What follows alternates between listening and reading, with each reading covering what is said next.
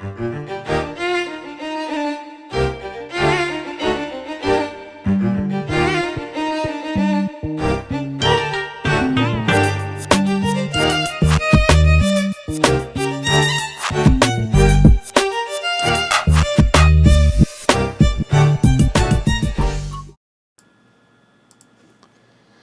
good morning, y'all.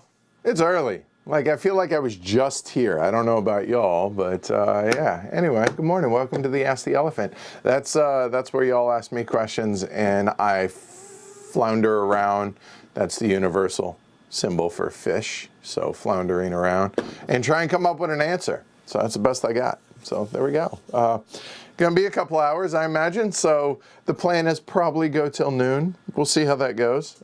It's probably not going to be a 5 or 6 hour one, as they are wont to do in the past. But yeah, so here we go. That's it. Good morning.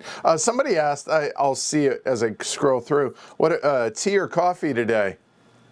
Both. Came prepared. We have, what is this? Just English breakfast here. And I don't know what you call it. It's like 80–90% coffee and a little bit of hot chocolate.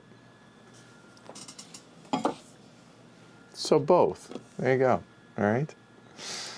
Anyway, yeah. Hey, I'm Edward. Y'all are the herd. So welcome. All right, let's get to it. Good morning. Good morning, Robert. Welcome, everybody, right? So thanks for hanging out with me today.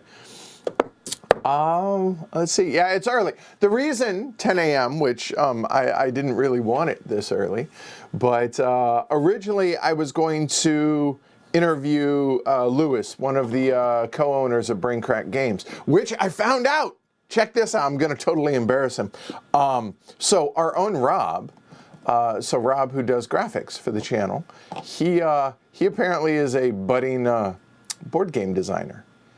And so he has had a game signed with Brain Crack Games, unbeknownst to any of us, that is maybe coming to Kickstarter maybe in 2022 or something, maybe.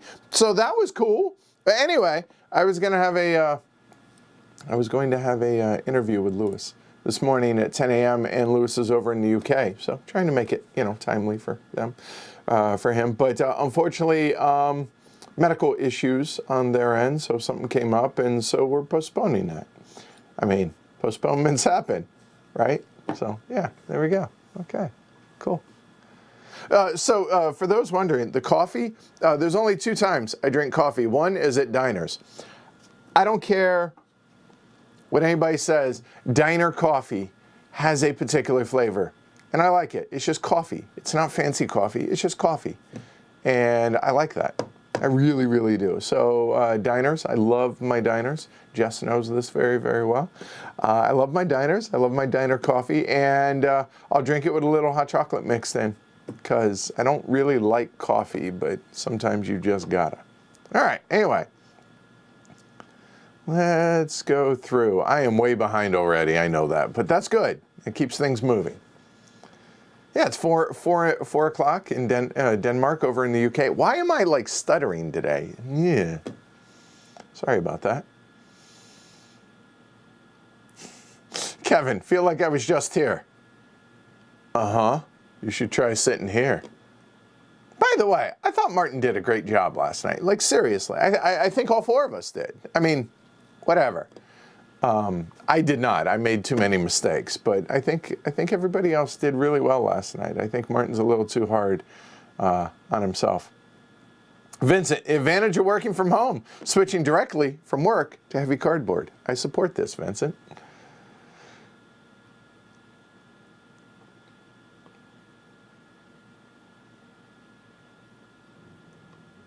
Just going through chat and catching up here.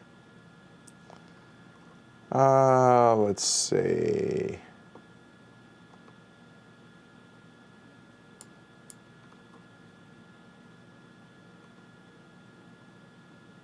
Squirrel. Oh, there you go. It was Gemway that asked about the coffee or tea, so there we go.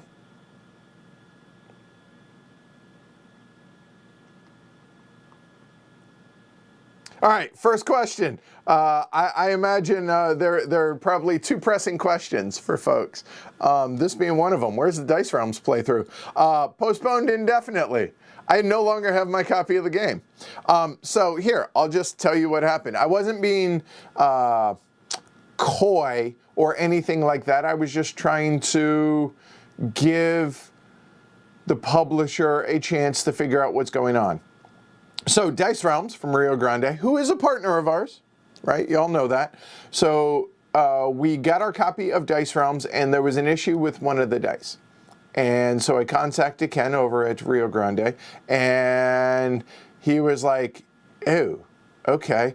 The copy wasn't an issue for me, so he sent me a replacement die. But when I let him know what had happened with the die, he was getting a couple of reports here or there from the copies that are out in the wild over in Europe. And they found out that it very well looks like it's probably a manufacturing issue with a small percentage of the dice. So they are going to address that before they release copies of Dice Realms. And so therefore everything's on hold with it. So didn't want to promote a game that y'all can't get. So they're addressing it, meaning they're gonna fix the issue that they have. So they're gonna come out with an official statement sometime in the near future to basically say that, and probably maybe more detail or whatever it is, that at least that's what I think they're going to do, that's been conveyed to me. So anyway, I have no doubt that they are going to address the issue before they release the majority of their copies that they have. So yeah, that's it. So that's all. Okay. So they found out it was a little bit bigger problem than just a one-off. So they're fixing it. So good on them for doing that. So unfortunately, though, Dice Realms is no longer here. We get to play it a bunch. If you have questions about how the game plays, I'm happy to answer that. If y'all, because obviously we haven't done the playthrough yet, and I don't know what's out there for videos and stuff. Turkish apple tea. Franny, I've never heard of this. That sounds tasty. Is that like, what I'm imagining now is like apple cider, but less sweet, which, yay, warm apple cider, love it, so.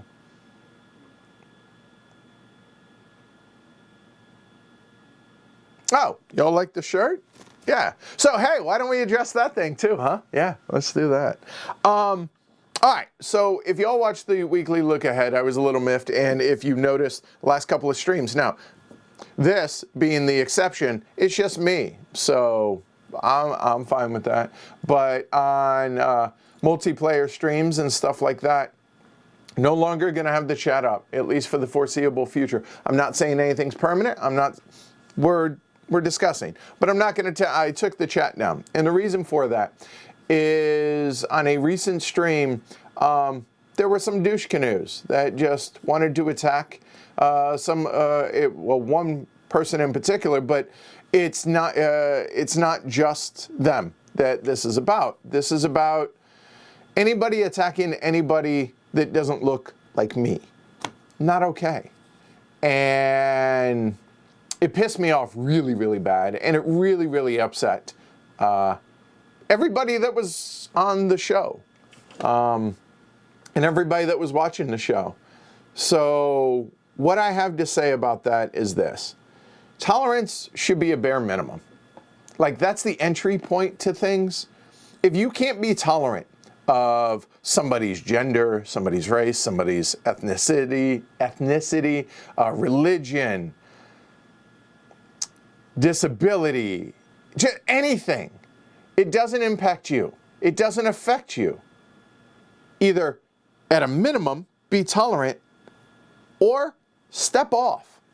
There's no room for you here at my table. There's no room for you here in my community, in our community. There's no room for you in the board game community. Honestly, there's no room for you in the human race. Just go away or change. Those are your options. I don't want you as a viewer. I don't want you as a patron. I don't need your money. I don't want your money. Yeah, just go. Tolerance should be a bare minimum. We're all humans. We're all here together. What you do is your business, unless it begins with intolerance. That's where I draw the line. So no more of that.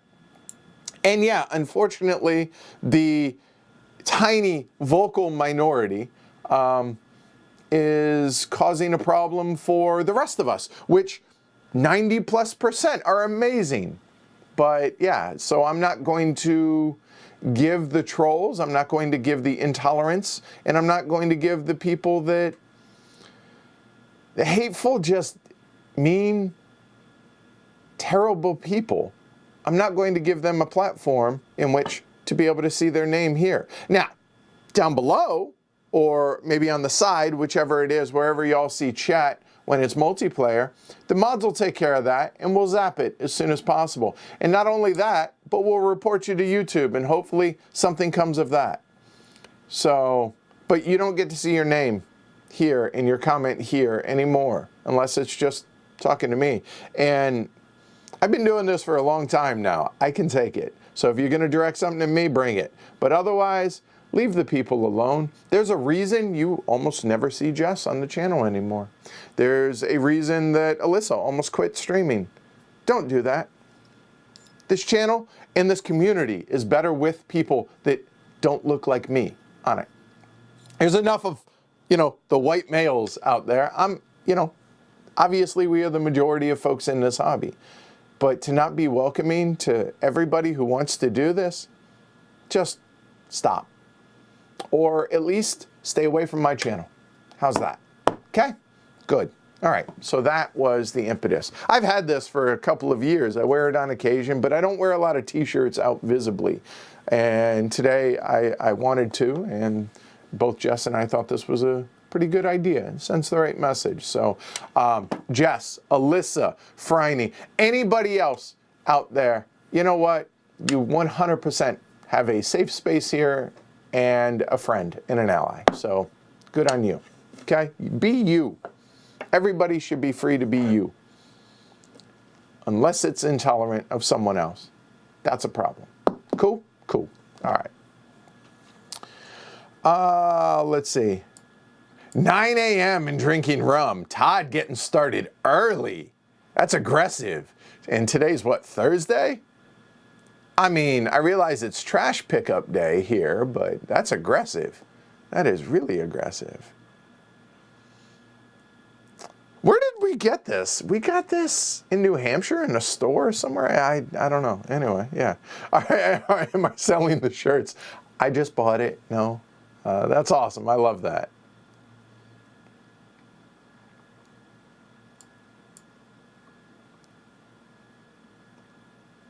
So it was Felix's last time, or first time on the stream last night. So well done, Felix. All right.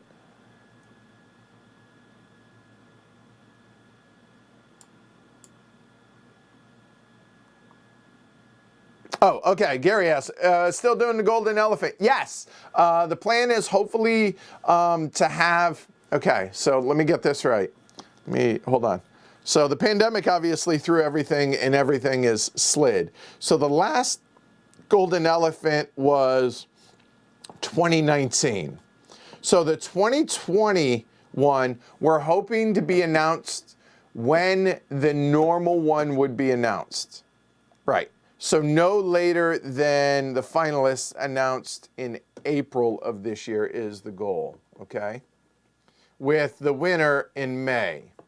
And then the 2021 will be during the summer, and then we're caught up, okay? And the whole reason for that is we didn't go to any conventions, didn't go to Essen. I normally pick up 100+ games at Essen, games that we think would be, Golden Elephant Award, plus other cool game stuff. And so therefore, we're way behind on all those. So we need to get the games. So the goal is the 2021, 1 year behind, to be announced normal time. And then a couple months later, we'll have another Golden Elephant Award for the 2021. Okay. So that's the plan anyways. Kurt says 18 Chesapeake was a great stream. Really, really enjoyed it. Yay. Would love to see Rolling Stock Stars at some point. I would need a copy of it, but yes, so I have my little piece of paper here from last night. So Rolling Stock Stars. Noted. Yes, I do on occasion drink coffee. Skipping. Chip, did I get any poker in when the pandemic was briefly relaxed? Can we see Lincoln? Lincoln is not here. Lincoln is over at Jess's house right now. So otherwise, yes. So sorry, otherwise you'd be able to. Did I get any poker? I haven't played poker in a very long time, so no. I miss it a lot. I am living vicariously through Andrew, Nemi, Brad, Owen, Mariano, Lex, and all the other poker vloggers out there. I'm living vicariously through them. And very, very sad that I'm not playing poker. I miss it so, so much. I do. So Tomas asks, on that note, about me playing poker, do you still play recreationally? Well, in theory, yes. I haven't, like I said, like pandemic obviously has crimped all of that. But yes, still play Hold'em. I love it. I miss it desperately. I could play online, but I used to play professionally online, and it doesn't hold the same appeal for me as playing live. And there are places that are 30 minutes away, just across the New Hampshire border, that's open for poker, but pandemic. Oh, that's good. A moment. Oh, I needed that. Oh, good. Mark says he's coming to game day this week. Yay, good. By the way, everybody that you see on the stream or that we get together with, vaccinated and boosted. And honestly, a lot of folks are testing at home before they come to game day and the whole 9 yards. And if anyone asks, we wear masks at our game day as well. So we're being extraordinarily safe, I think, and responsible with that. So just figure I'd give an update on that. Nobody asked, but just figure I'd mention it. Drew, I love seeing 18XX last night. Had to run during the stream because my wife Amy actually requested to play a game. Good choice. Go play, and then you can come back and watch. I appreciate that. I taught her Obsession, and she loved it. For me, I can't not say it. Not anyway. Awesome. I'm glad to hear she loved it. It's a fantastic game. Yeah, big fan of Obsession, which y'all know. Yay, Drew. Good job, and yay, Amy. See, Genway, I love me some diner coffee. That's what I'm saying, right? I love Age of Steam. I do. Mookie. Oh, love the name. Okay, Mookie. Do you have any favorite maps for various player counts? Any must-play map? Okay, so I have more maps unplayed than I have played, even though we've streamed it like, I don't know, 40 times. Favorite maps, off the top of my head, okay. I mean, the Moon, Albin Viard, it is twisted. It will mess with your head. For 3 players, the Moon is awesome. Montreal Metro, also another great 3-player game or map. So yeah, I'll give a plug to the Heavy Cardboard map. I think it, especially at 5 or 6, it is brutal and really good. I think Kevin and company did a great job designing that. So plus, I mean, biased. But legit, the base map at 4 or 5 is really good. What else? Let's see. The Swedish Recycling was just hard, but what else? God, those are the ones that. Soul Train for what 4 or 5, I think. Soul Train was really good. It's one of my favorites because you're trying to save souls from hell through purgatory up to heaven. Like, just the concept of that is just cool. And also funny that you can leave some and they just go away. On that note, Disco Inferno, which is on the other side of Soul Train, is cool because you're singing disco songs in your head. You just can't sing them out loud when it's not your turn, or hum them, or you lose points. Yeah, there's a bunch, but definitely the biggest recommendation I have is find the spreadsheet. It's been on a number, I've linked it down below, of a number of the Age of Steam streams. Match up the map with the player count. So do that. But there's some, okay? More oath.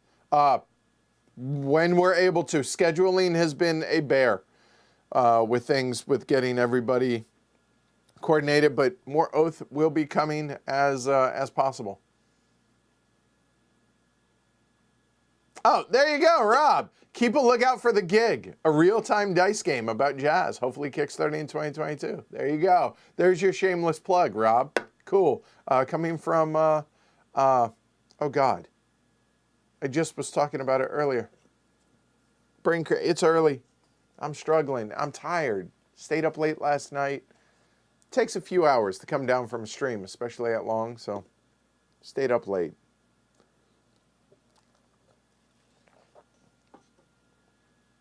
Brain crack. There you go. Thank you, Jess. Thanks for saving me.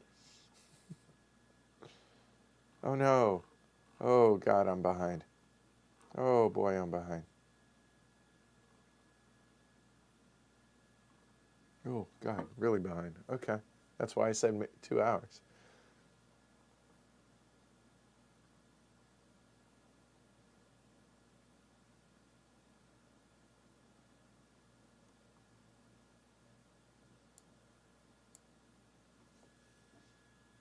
Well, maybe we try and make one. I don't know. We'll see. I'm glad people are excited about the shirt.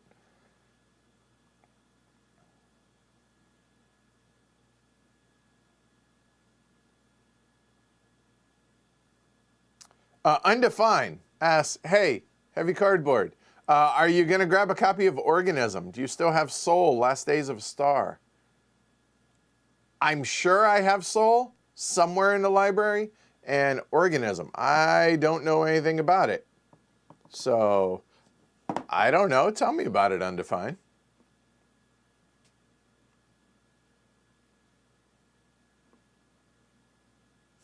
Starbucks signature flavor, burnt.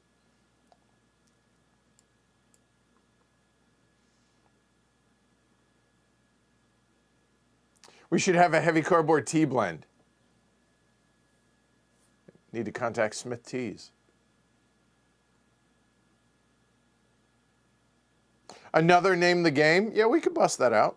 Although, the problem is, I've done this so many times now that some are going to have to be repeats. I realize, I'll see what I can do, but I would like to. Struggle of Empires, when? Fernando asks. I know I would love to be able to do a 7-player Struggle of Empires. I still have yet to play it, but I've heard awesome things. 5 or 7, right? I don't know.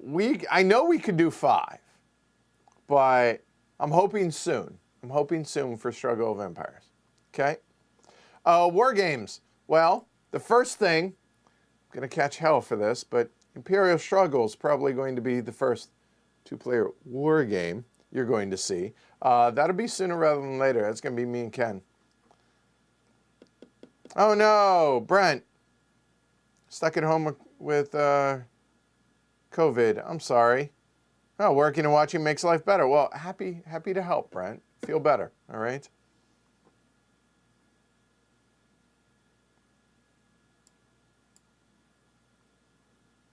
Skippin says, I missed the Unwritten History group from way back. It was like a subgroup, game group we had, which was just war games we would play every couple weeks. I missed that too. Scott, sorry to sound like a broken record. It's okay. It's okay. It's okay. It's okay. But is there still a plan to play D-Day at some point? Yes. Yes, yes. I'm not going to do it alone.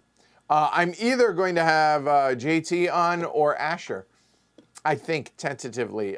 So we're going to kind of do a multiplayer solitaire game of it, maybe. At least for the pre-plays. Maybe not for the stream, but for the pre-plays for sure. But yes, that is very much in the plans. What would a Heavy Cardboard tea be? I mean, if I vote Jen Maicha, that'd be my vote, but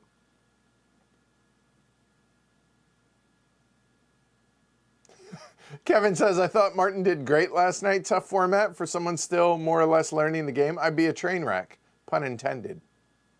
Well done, Kevin. Well done. So I would like to be clear. It's been approximately 10 hours, maybe 11, whatever. No, about 10 hours. Yeah, about 10 hours. Since we finished the stream last night. Todd, any idea when the next, or what will be the next 18xx playthrough will be? I mean, I guess that's a good sign. I ain't got a clue. What or when. 18 Chesapeake was the priority, but I don't know. We will see.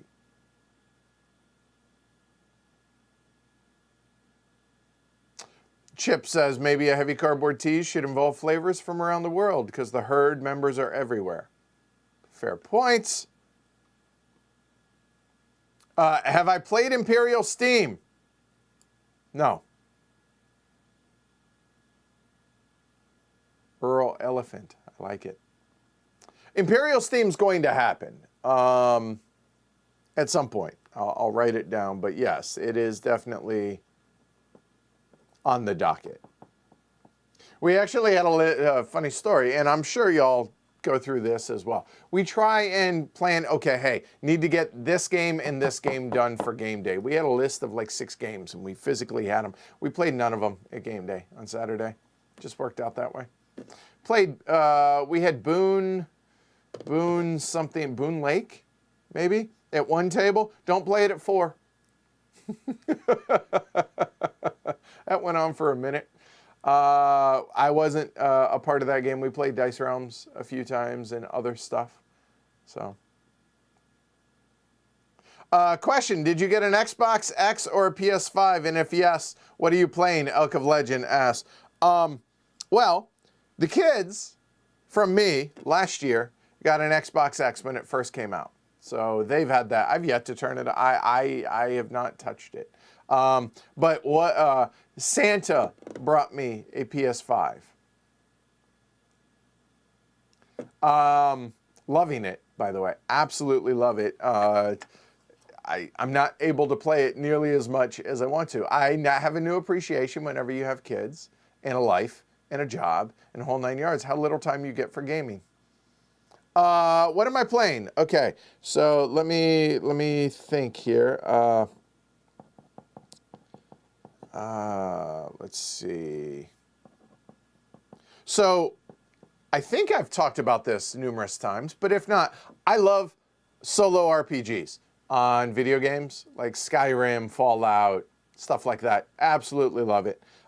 Very, very sad that Bethesda is a Microsoft-owned company now, which means the good news, hey, cool, have an Xbox X, yay, can play it, but I'm just a PlayStation fanboy. I really prefer PlayStation. Anyway, so I love solo RPGs. I started very briefly Spider-Man Miles Morales, I think is what it is, and struggling to get into that one. The kids love it, so that's cool. That's awesome. What else? Haven't, so got the bundle, right? So it's Spider-Man. It was Ghost of Tsushima. Started that. The movement's a little clunky, and it feels a little on rails for my liking early on. But I'm going to try and delve into that more later. But that's kind of been shelved because the other games that I've been into, so Jess and I have been playing It Takes Two, which I don't know how folks came up with the level design in it, but also just the concept of it. If you are a couple that game together, video games, go get It Takes Two. It's a co-op, split screen, and it's been a blast. It's been awesome and a lot of fun. A lot of fun. It was on a lot of people's best game of the year game list last year, and it's fantastic. So It Takes Two. I downloaded Yakuza 0 because I've never played the Yakuza series, and I'm digging the story. Pretty cool. So been playing that. I heard some cool things about Days Gone. So, you know, zombie horde killing. All right, we'll try it. Plus, it's an RPG. I like the idea of upkeep on your bike. I'm a masochist apparently because upkeep in games, right? Like Age of Steam. So it makes sense. Eventually, I would like to get back into Horizon Zero Dawn and get the new one, but I want to finish the first one first. I still haven't finished Detroit. These are PS4 games, but playing them on PS5. Detroit something Becoming Human. That's awesome. I want to get back into that. I never finished Horizon Zero Dawn and I had to wipe the PS4, so I need to start over fresh. That seems daunting. I don't know when I'm going to make time for that. Last of Us, I never finished the original. I need to before I get into the second one. And then there's a ton, like Dying Light 2 I know is coming out. I would like to play Dying Light, but where do I have time? I don't know. So, Days Gone, Yakuza 0, It Takes Two. Yeah, pretty much those. That's where my focus is. There you go. I realized that was a long video game thing, but yeah. I'm really enjoying it. Franny, it's like hot apple juice. All right, that's awesome. That sounds delicious. Albanians drink a lot of Turkish coffee. Okay.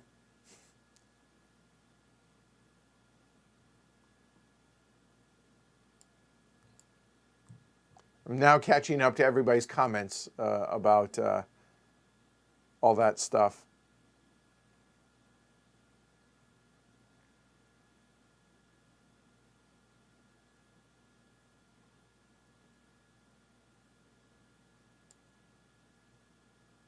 Yeah, and just to circle back on the inclusivity, but just tolerance of everybody and making it a good environment for everybody. It's not just for all of us that are around the table here. Ira, I think that's how you pronounce it. Ira says, as a trans person, watching that stream made me really uncomfortable. That's another thing. Nobody wants to see it. It makes everybody uncomfortable. Why? Why? Like that's not good for anybody. And there's just it made me uncomfortable. I didn't like it. It pissed me off. So yeah, it's not good for anybody. So I'm sorry. I appreciate that, Skip, and thank you.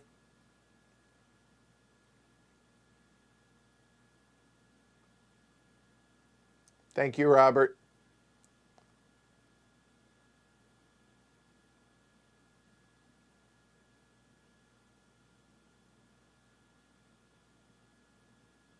Robert says, I don't want to promote a game that you can't get. That's new. I know normally. Talking about Dice Realms, I get it, but that was at the publisher request. So that's, yeah, I defer to them. If they ask me not to, then there's, like, if they're trying to make it right,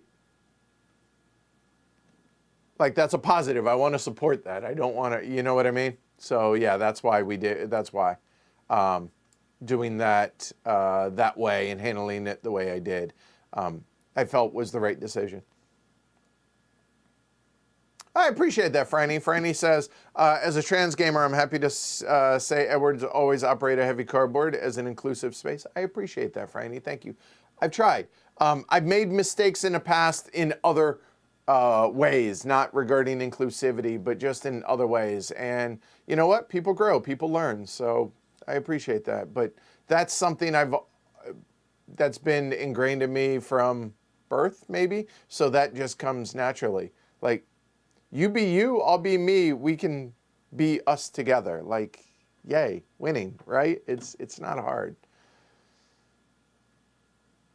Yeah, unfortunately, this can't edit. Like, we can't mod this. We can only mod the YouTube chat. So the way that works, so I'm not going to give them a space to do, I'm not, yeah. So there you go. Okay.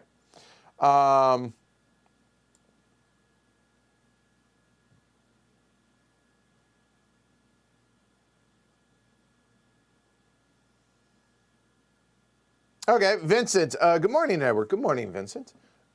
You've mentioned that you haven't really missed conventions. So will that have a bearing on HeavyCon 22 or 23? No. I mean, it's February already, and Omicron's still alive and kicking really well. So I don't know how I feel about HeavyCon this year. That has nothing to do with me missing cons or not. That has to do with, are people, A, going to be able to travel, B, are they going to want to travel, and C, do I think it's safe and prudent and responsible to put on the convention? I don't know. That's what that has to do with. So if you'd asked me in 2019, like, this is a no-brainer, of course we're going to have it. It's 2022. But now, you know, we've gone to, in a lot of the towns where I live, so here in Wakefield, Reading, Salem, so all the little towns that are around Boston, suburbs, whatever you want to call them, a lot of these towns have gone to mask mandates again. So it feels like, you know, 2 steps forward, 1 step back, or sometimes 1 step forward, 2 steps back. So I don't know what the responsible thing is quite yet, and we're going to have to make a decision really, really soon on that. And I don't know about HeavyCon, to be honest. We'll see. We'll see how things go, and I'll have an answer for that as soon as we can have an answer for that. All right. But if it's safe and responsible and people are going to want to travel to it, and there are enough folks that want to travel to it to be able to do so, then yes, we will have HeavyCon, of course. It's just a matter of, I mean, if there's only 50 folks, I can't afford to put that on. Like, it would be prohibitively expensive for the space and everything else, so we wouldn't be able to. So we got to have the numbers to be able to do it. So yeah, all those things come into play.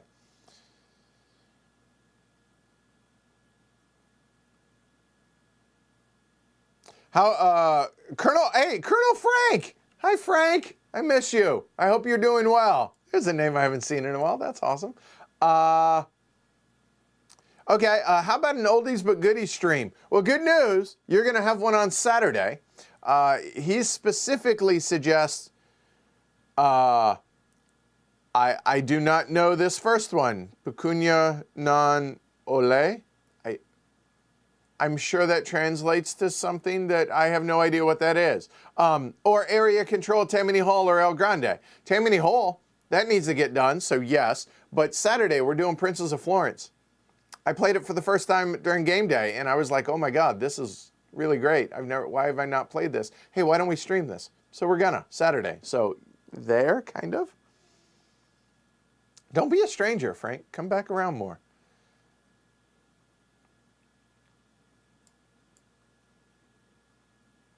I will say I love the support that y'all have given. And understand, while this specific incident was directed at Alyssa, and there have been others that have been directed at Alyssa, there have been just nastiness to other folks in the herd, whether it's to Jess, who's my partner, and yeah, that won't fly.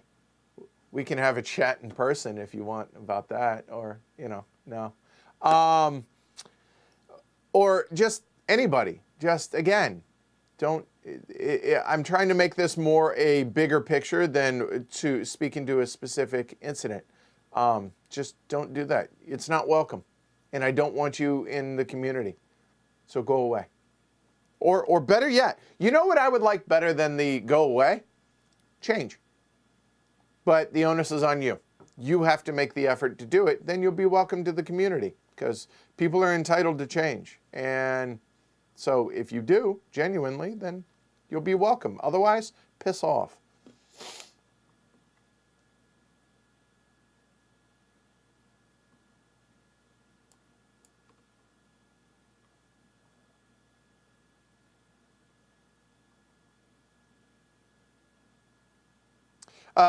Chip, Edward, will we see a Nevsky stream? Whew. Will we see a Nevsky stream someday? Someday. Not anytime soon, but yes. Of course, Ira. Bourbon cream in my coffee. Steven, should I? Hey, be responsible, be an adult. Sounds tasty, though. Oh, David says, looks like it was a Banana Republic shirt. It might have been. That might be right. Apparently you can find some for sale if you search. So awesome. Yay.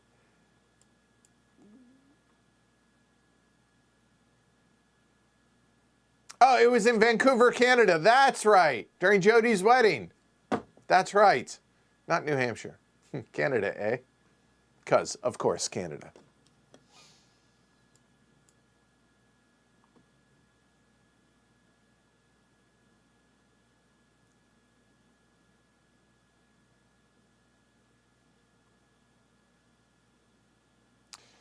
Lassie? Is it Lassie? Lasse? Lass? I'm not sure. I'm in COVID isolation. It's 4 in the afternoon. Lots of rum. Hey, that's responsible. You're safe. Knock yourself out. Have fun. Let's hang out. Yeah, I'm just saying, if somebody wants to design something like this,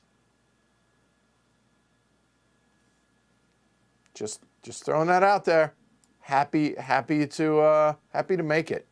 I would short print run, small, boom, done. I could see that happening. So,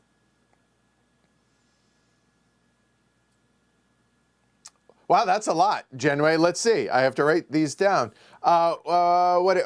First off, thank you everybody for the kind words. I appreciate it. Just make sure you're supporting the other folks that need the support. But thank you. Like Mike says, we need more people willing to speak out and give people a safe space. Thank you. It's just not hard. So happy to do so. Genway, do you have plans for covering corrosion? Hold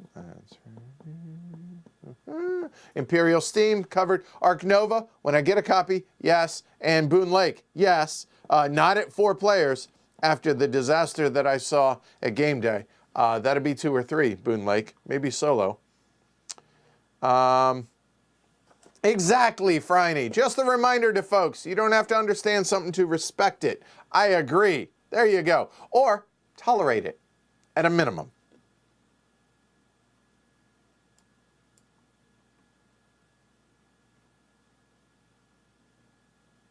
Oh, Wendake.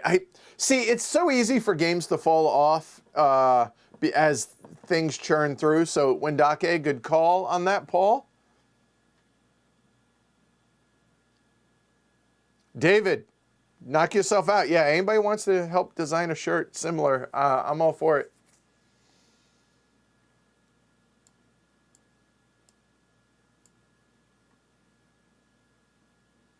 Adam, if we're taking requests for games, 1882 is fantastic, and I'll drive up there if you need a copy. Well, not just a copy, but then a pre-play and then stream. Just saying, Adam. Jess says we'll get Lincoln pictures posted to Slack later today. Good call. Thank you, Jess. Of course I'm watching Andrew and live. So I've met Andrew. I've met Brad. I've met, oh God, I can't think. He has his kids on the show. I haven't seen anything from him for a while. Trevor. Can't think, but that's awesome. The kids are hysterical. I pretty much, if there's a vlogger, Rampage is a buddy of mine.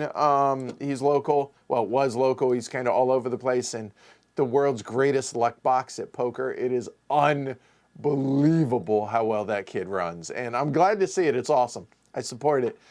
So Ethan and everything. Yeah, I love watching.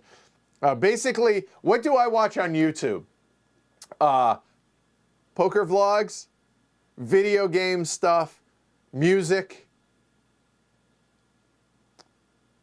airline crash stuff. So people go to sleep to random things. There for a while I was going to sleep to like air disasters and Mayday and all. I'm weird.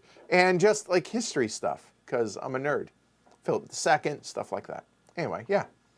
Not that anyone asked, but yeah, I watch a lot of poker vlogs. A lot. It's always on in the background. Rocky. So here's an actual question. I think I've gotten a lot of actual questions, Rocky. Oh, you mean from you. Sorry. Any thoughts on, instead of multi-game weeks, having multi-play weeks? Oh, like playing the same game. I literally have never once given that a thought. I don't know. What do y'all think? I don't know. Let's just...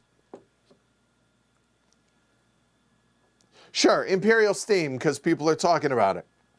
Like, would that even be interesting? Now, like, Oath for, like, campaign games, that makes sense. I get it.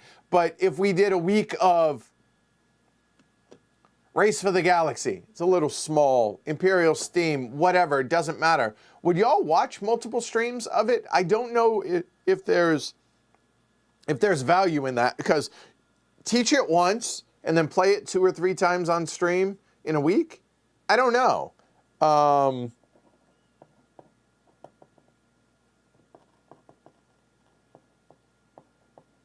Yeah, I don't know. Y'all tell me. But I think it's a fair question. I just never once have given it a thought.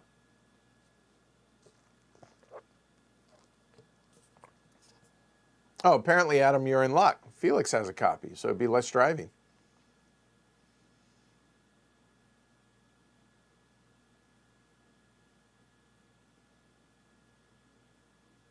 And Rocky says the week of Zaya. Well, that's because I kind of messed up or the stream, something. There was a reason I redid Zaya, but you seem pretty rejuvenated, not having to redo everything and just carrying the game forward.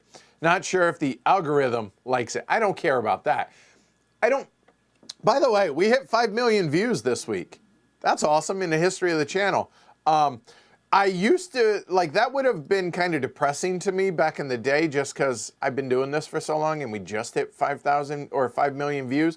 But I watched a TikTok. Oh, that's something Jess and I have been doing, just random TikToks. Like, I don't have TikTok on my phone, she does. And so, like, we'll just chill and watch, like, cute animals, funny stuff. Y'all ever seen the meme of 20th Century Fox? Somebody, like, a fail army type thing and the funny stuff, and the animals, ducks. We might be getting a duck thanks to TikTok. Anyway, where I'm going with this is, oh hell, what was I? Oh, that was it. There was not like a super popular, but it really resonated with me. So there was this girl that said something to the effect of, I used to get upset at my view count being really low. But if you told me 25 people were coming to the house to watch what it was I was doing, I would be thrilled. And I was like, that's an amazing way to think about it. And I was like, you know what? Because there are streams that aren't super popular, right? That only get, 40 viewers live or whatever. But wait a minute. If I had an audience sitting here of 40 people, that'd be amazing, right? So why the hell? Yeah. So I've changed the way I looked at that. I'm still amazed that 51% of y'all are not subscribed. That makes no sense to me whatsoever, because if I watch a channel, I don't watch everything on a channel, whether it's video game. Okay, poker vlogs being the exception to this rule. But whether it's video games, board games, whatever, I subscribe to it, so this way I make sure that I actually see the videos. I might not watch them all, but I subscribe so that I can go through and I get notifications, just a little bell, a little thing, and I can click, oh, hey, so-and-so released a new video. Oh, I don't care about that, whatever. Or, oh, I do want to. And I'll either mark it as watch for later, or I'll watch it then.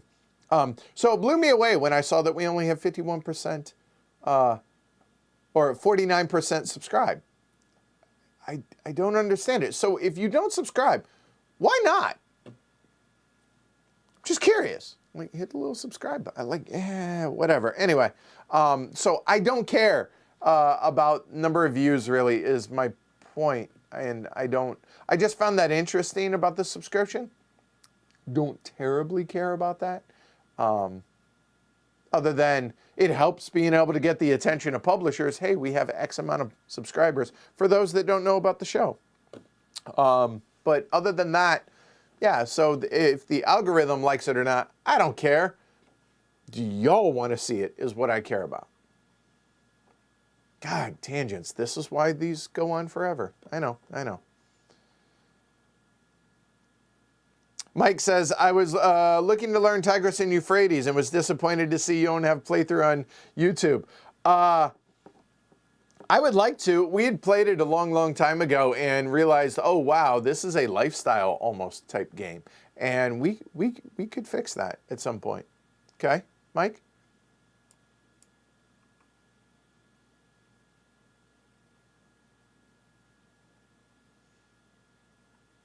Alyssa. Any plans to get $20 chips? I would love to. Honestly, I'd like to get a set of like Apaches or something that have gray 20s. That'd be great. Just saying. Birthday's coming up in June. Mark. Thanks for backing that up, Mark. Kirk says, Nevsky, please. I don't own a copy, so I will try. Todd, yes, $20 chips. Somebody wants to provide them. I'll use them, but it's got to be part of a set. Samuel says, Biosphere stream inspired me to get a copy and get it to the table. Loving older games like this. Looking forward to Origins this year. Thanks. Good. Yay.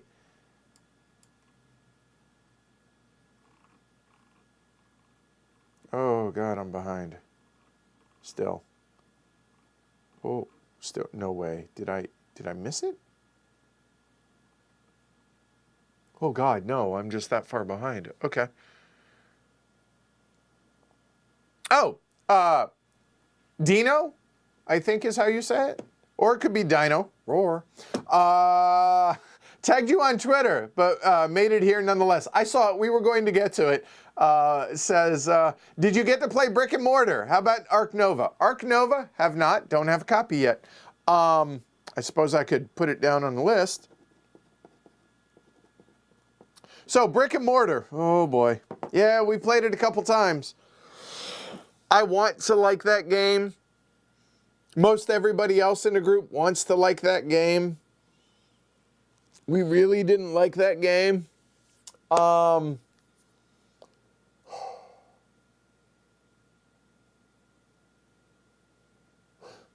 It felt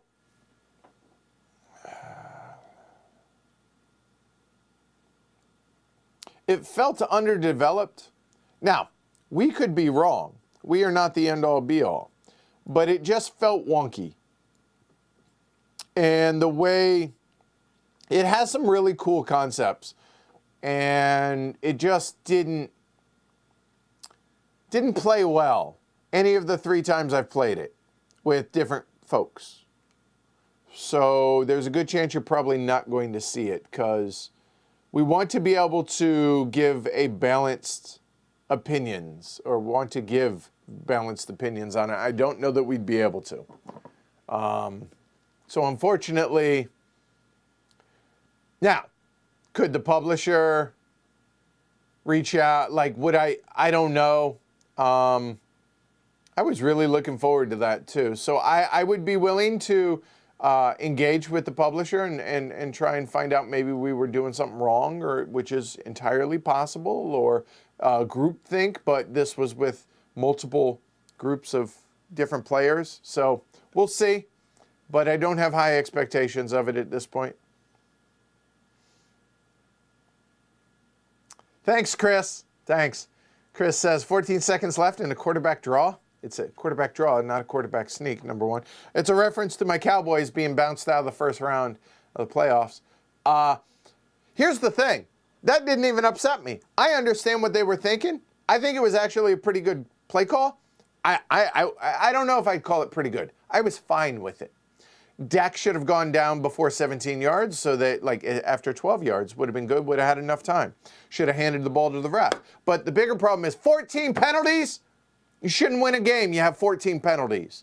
That is uncalled for, and this was an unmitigated disaster of a season. And Trayvon Diggs, I love his play, and I think it's great that he's got 11 interceptions for the season. But dude, show up.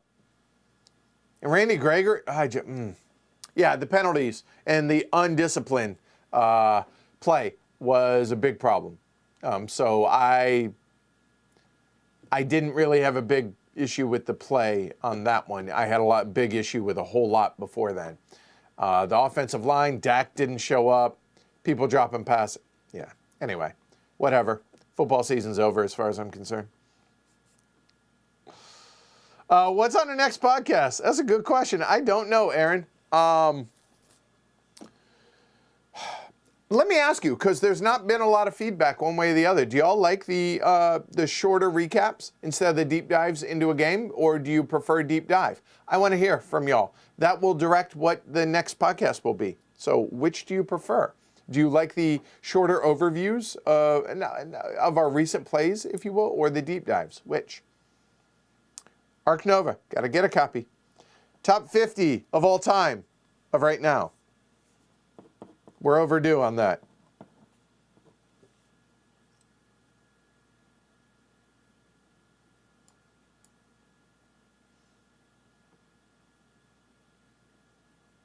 Solo plays. I know. My secret elephant, which I got to post pictures in that. I have failed. Got me the 1861-67 game, as well as some 3D printed trays for 1862 for the solo. So 1862. There you go. There's the answer. 1862 will be the next 18XX streamed. That'll be solo again, because I really want to play that some more. Need more diner coffee refills. They always top it off so frequently. They do. And they ask, because maybe you hit that perfect level of sweetness and milk for those of us that don't drink it black. But I appreciate that they ask. Magnate the First City. Got to get a copy.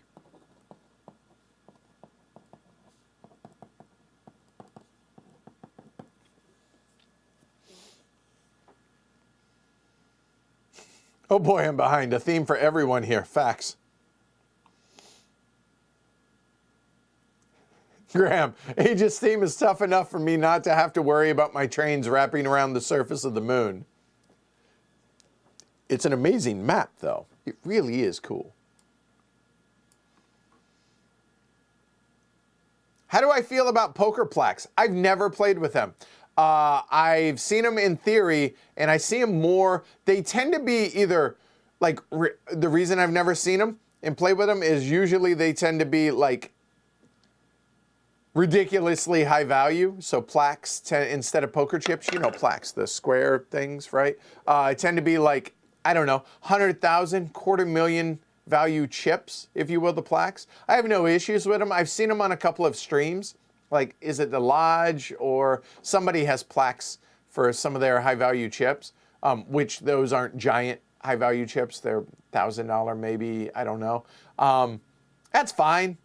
I think it's cool, but I think they should be reserved for the, like, ultra high value. But don't really have an opinion on them because I've never used them. You like Tricarian and Perseverance. Fact, Nevaneeth. Do you like Voidfall? And when can we expect Anachrony? Hopefully 2021. Probably not. I know you meant 2022. I'm just making jokes. Would love your quick takes on all Minecraft games. Cerebria is another one. So, Voidfall, I only played the prototype that we streamed. And apparently the game has changed in a non-trivial way, or in non-significant. It's changed significantly, so I'd have to play a published copy of that. I've never played Cerebria, but I really want to. And I've never played Anachrony. I really, really, really enjoyed Tricarian. So we'll see. I would like to play a lot of those. So 2022, I like chances of seeing more Mind Clash on the channel, for sure. Definitely. For sure, definitely, probably. Yeah. Arcs. Leaders next game? Yeah, I have no doubt.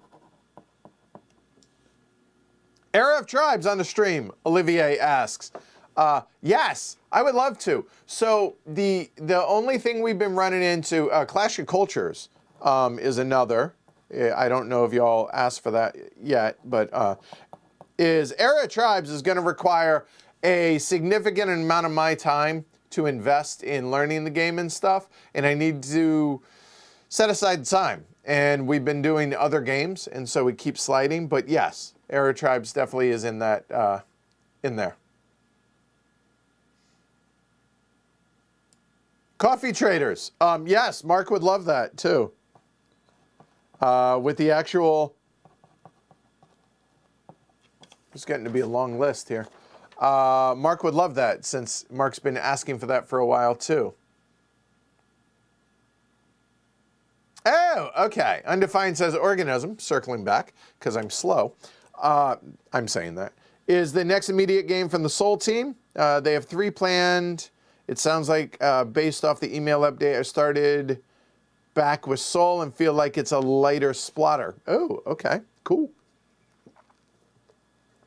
It's on the list.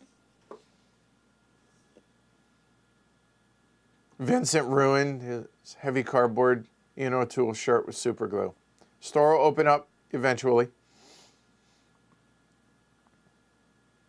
Thoughts on the upcoming Frostpunk board game? Looks hard, cruel, all around great.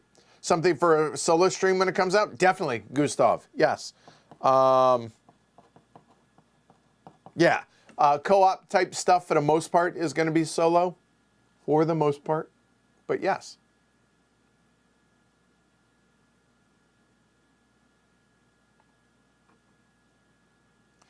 Skippin, who had asked for more war games, said Imperial Struggle is great. There's more war there than Twilight Struggle. Fair enough. Good. I appreciate that. I'm looking forward to it.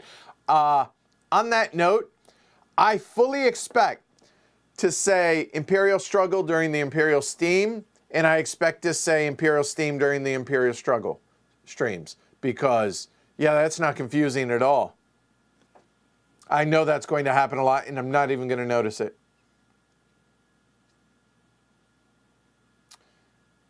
Organism involves creating simple organisms, checks out, and moving around the board, eating and attacking to grow and multiply. I mean, it makes sense. Okay, I'll take a look at it.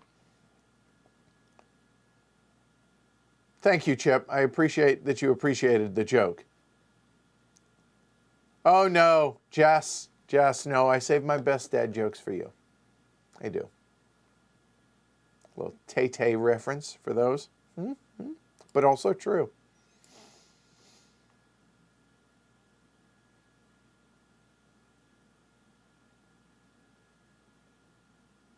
I liked my dice joke during the stream last night. I don't care. I needed it. Clearly it didn't help, but...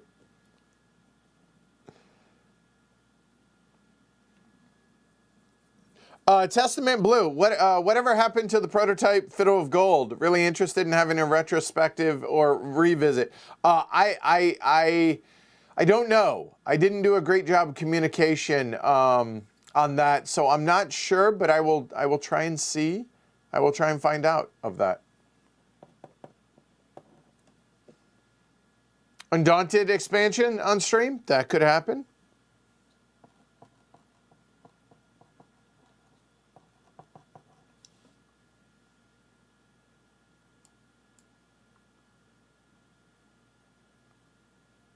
Oh yeah, we've done replays of stuff that we did like in Colorado and stuff. We've done that. It periodically comes out, Rocky.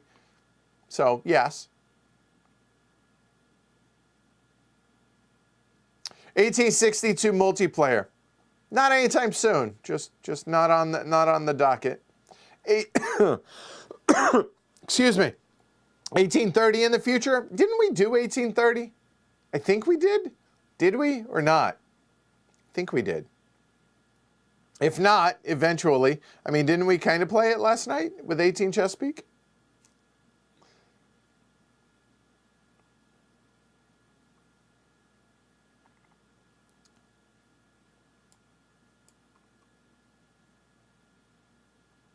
Martin says, I still had fun even at 4. It just took a very long time, it seemed. It seemed like it stayed too long. Boone Lake, we're talking about at 4. Any new video games? I talked about that a little bit ago, Loki, so go check that out. Yakuza, none of them are new, I guess, right? So like Days Gone's a couple years old. Yakuza 0 is way old. It Takes Two was last year, so there's that. I really, honestly, you know what I want to do when I'm done with this? I want to go, it's raining and snowing outside. It's kind of nasty. So when I'm done, I want to go over to Jess's and play video games and just kind of cuddle all day. That's what I would like to do after I'm done with the show today. Just saying. Just throwing it out there.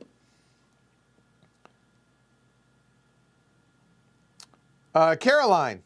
Hey, Edward. Hi, Caroline. Have you tried the latest edition of PAX Ren? I have not. Is it different?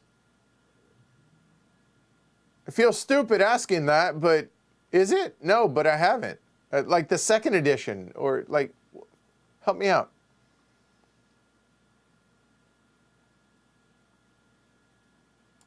Yes, Santa brought me a coveted PS5. By the way, oh, never mind, I can't say that because kids might watch. Never mind.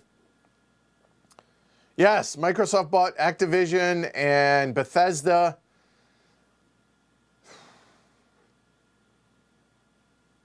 I'm really not super keen on that because I think consolidation's not good for the end user. So having more independent publishers and design teams out there is better. So I hate that. Plus, I'd like to be able to play stuff on the PS5. But it is what it is. Yes, Brianna, I got one. Thank you. Okay, the kids, I got it, but the kids got it, but I got it. I got it.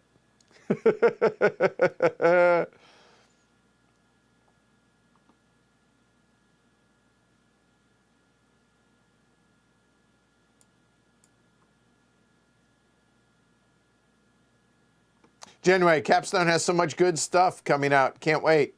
It'd be cool if we got copies of the games from Capstone. That would be awesome. You could go and pester Capstone and be like, hey, don't forget about heavy cardboard. That'd be cool. I haven't heard much from Clay of late. Oh, Andrew, it's totally playable. So don't worry about that. Like I said, it's a very small percentage that they're finding are having issues. So if you have any issues, just contact the publisher and they'll take care of it. The new Horizon Zero Dawn, Horizon, like Forbidden Waste, or I forget what it is, but yeah.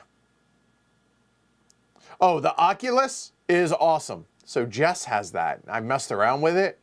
That is unbelievable, isn't it? That is really cool. But I can only do it in short spurts. Am I a Dark Souls player? Fernando asks. I'm at that stage in my life, I don't like hitting my head up against the wall. I'm a masochist in games. I like upkeep, I like pain in that regard. What I don't like doing is having to memorize, okay, this, that, and go. So I did like Dark Souls early on, or what was the very first one? Was it Dark Souls was the original? Or Demon Souls? I forget which was the original. I played that, enjoyed it a little, but now I don't like hard just for the sake of being hard. That's not my thing. So no, not really. I'm not really into it. I like Bloodborne sounded cool, and then I was like, oh, it's basically, no. By the way, I have Persona 5 Royale. That seems overwhelming, and I like RPGs. That's just, there's so much in that game. I haven't even busted it out yet, but eventually. Yes, It Takes Two is fantastic, Sergio.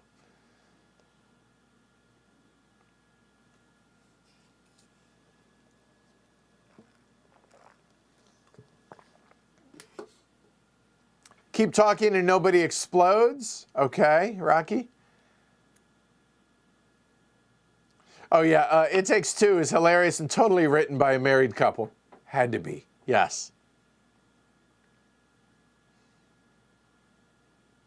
Hey, Rolf, welcome.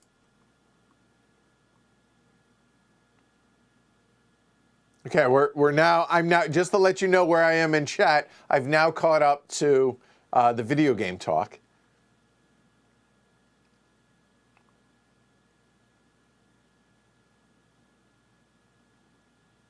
Oh, okay, cool. Chris and Kurt both really have good things to say about Yakuza 0. Yakuza 0 was my favorite game I played last year. The series is so crazy. I played a few since 0, I played a few, but 0 was the best. By the way, Mr. Shakedown whooped my butt the first time I fought him. It was the only time. I'm early on in that, but the story's pretty cool. Detroit Becomes Human. Thank you, Peter. Yes, that is a really cool game. The concept on that is really awesome. I really enjoyed that. I want to get back to, I need to restart that because I had to wipe my PS4. So. Oh, really? Zero Dawn got delayed again, Brianna. Till when? And it's funny, people get upset when games get delayed. I see it as good. More time to play the stuff I have. Whether it's board games or video games, I see that as a positive. Plus, that tells me they're not doing Cyberpunk 2077 and just rushing it and it becomes a total disaster of a game. Don't do that. The game takes however long it takes, we'll be here. Right? It's not like we don't have enough games to play, be it board games or video games. Oh, by the way, Jess got me a Kindle for Christmas. That is awesome. Y'all, I've been reading a bunch. A lot of fiction. There's some nonfiction story, or not story, but the history of Philip II. That's Alexander the Great's dad, for those that don't know. That was good. A lot of fiction stuff. I got into the Jack Reacher series. That's good. I tried to read Patterson, and I just can't. I don't like his writing. Lee Childs, that's a cool series. I don't think the Amazon series is going to do it justice, but I'm enjoying that. Reading Billy Summers by Stephen King right now. That's weird. Hasn't really grabbed me. I'm about halfway in, but enjoying reading a lot. And I used to go to bed watching TV, which is terrible. I know, don't judge.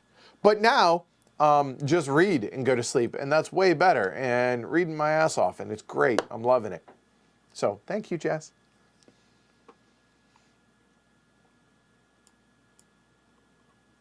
God of War and Assassin's Creed. I've heard good things about Assassin's Creed Valhalla. I just, that and God of War, I'm not compelled to play them, but I may eventually. But the cool thing is, like Red Dead Redemption 2, I haven't played it yet. Eventually, they're going to have an upgraded version for the PS5, so I'm not buying it because I know by the time I get to it, that'll be out. And yeah, so yeah, delayed is okay. I don't play on Board Game Arena, Todd. I don't really like video game implementations of board games or playing games on like Tabletop Simulator. I know the big hubbub. Everybody knows what I'm talking about. Just online implement. I don't like it. So I try not to do it. If I'm going to play video games, I'm going to play video games, i.e. the PS5, possibly the Xbox X.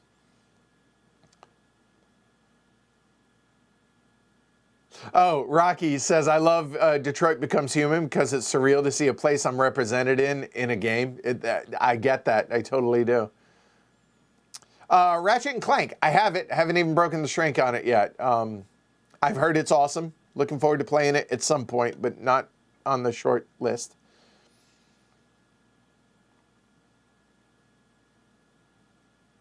Philip asks, let's see. Hey, Edward. Eagle Griffin have a new Kickstarter this year for Deluxe Age of Steam maps. Any chance to have those streamed before the Kickstarter? It's very well possible. Yeah.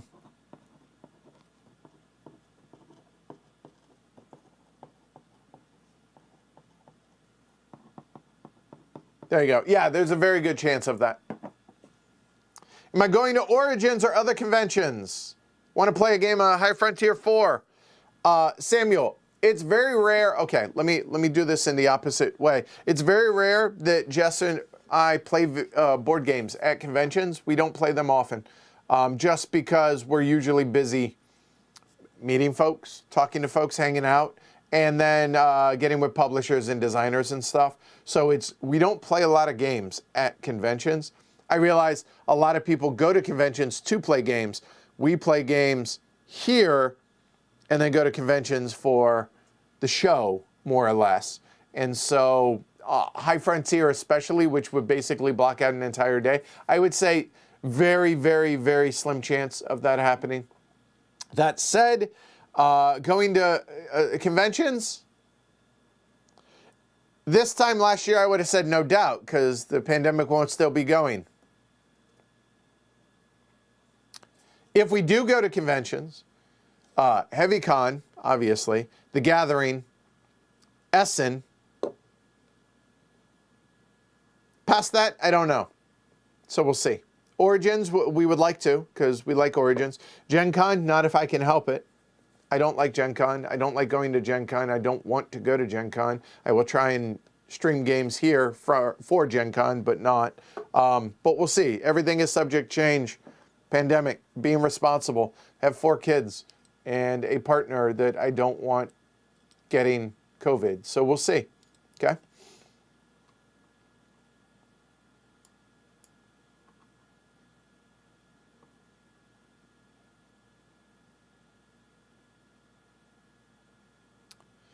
Martin, what's the biggest hurdle other than pandemic you see for heavy cardboard in the upcoming year? Any plans to deal with it?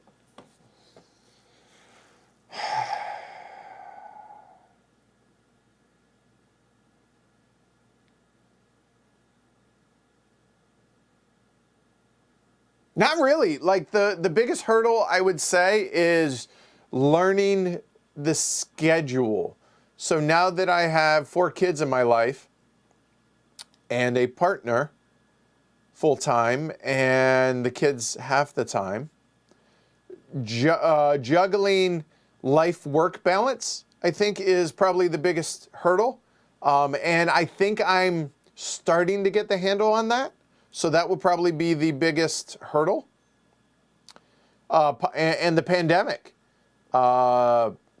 If things continue to go sideways with it, then we do remote stuff like we did last year. So, and the balance of everything, I think I'm getting there and just continuing on the path. And then my own therapy stuff, like mental health stuff.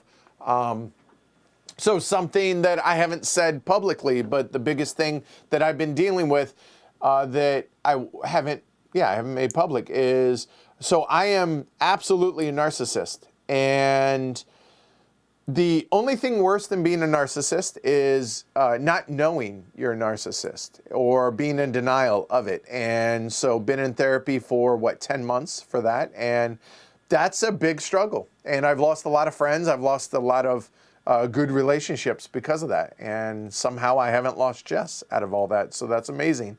And so working on myself, that probably is, I would say that would be the biggest hurdle to heavy cardboard, but I think I'm doing a pretty good job of working on it and struggling. You know, it's a struggle. Go to therapy twice a week for it. And anyway, don't want to go into the details of all that, but yeah.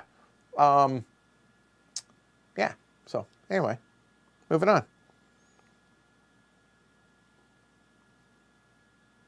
I'm missing Con on streams. Right. Yeah, it's availability of people. That's really what it comes down to.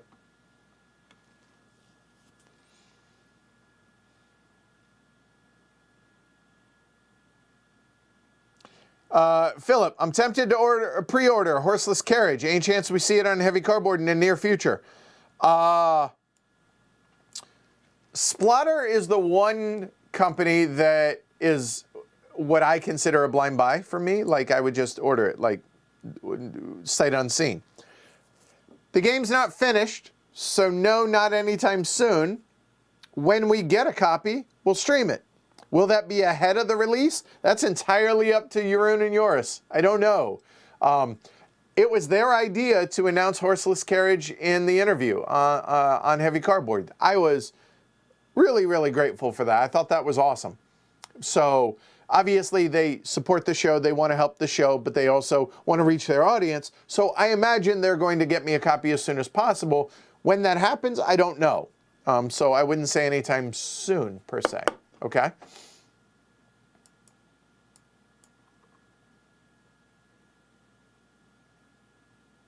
Multiplayer FAM, yes, we have considered it, Brent.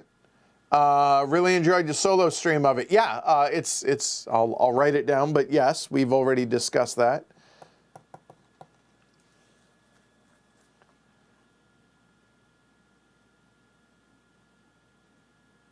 Yeah, I hope we have a heavy con too, but it's February and still don't know, which makes May difficult. We'll see. Todd says, I miss Sweater Mike and Banker Dave. Any way to get him on stream? Probably not Sweater Mike. Banker Dave? Maybe if we did something remote. I don't know. I'm not going to say that's likely, but Dave was at least in chat the other day. That was cool to see.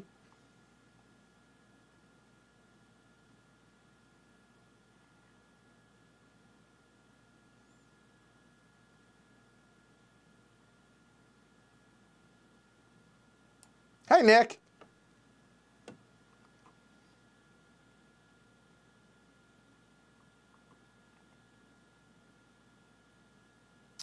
Matthew, you'll get there, but I already addressed the Dice Realm stuff.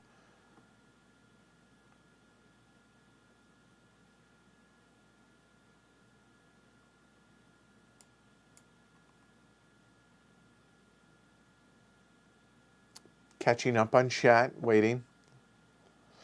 18 New England, another good 18XX stream if you're looking for suggestions. We played it, but it was kind of eh. We had mixed reviews on that from folks. Love you too, Jess. So we'll see about 18 New England.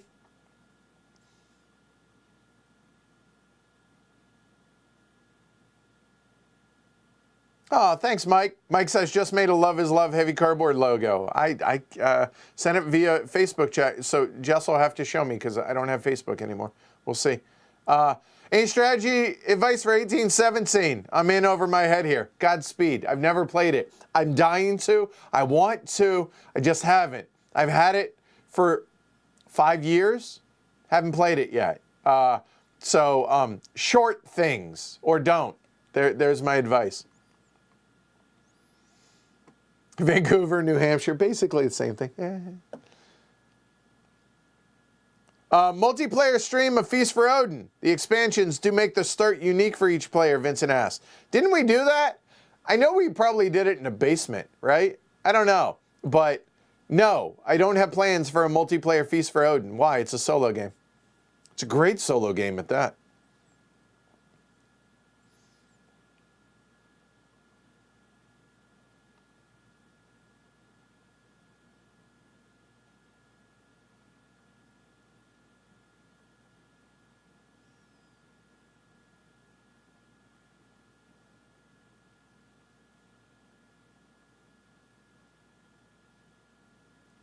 A lot of chat amongst yourselves, so that's good. I like seeing it. I'm all for it. Just that's what the pause is. And y'all don't need to hear me umming. Steven, not sure if you've had any contact with the What's Your Game people or not. I haven't. Not for any other reason than I just haven't. Have you heard anything about the Madeira Collector's Edition? Will it ever deliver? I have. They are good people. I will definitively say this. So Veronica, Nuno, Paulo, Mariano, all of them are amazingly good people.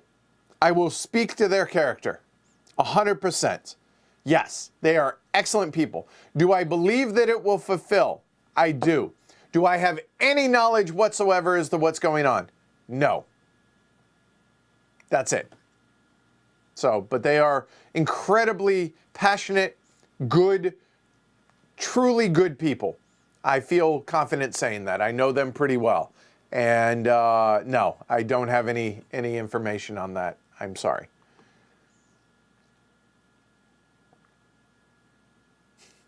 Peter says, today's a good day. My son passed his driver's license test. Congrats, Peter, or Peter Jr., I guess. Time to play Kanban. All right, have fun.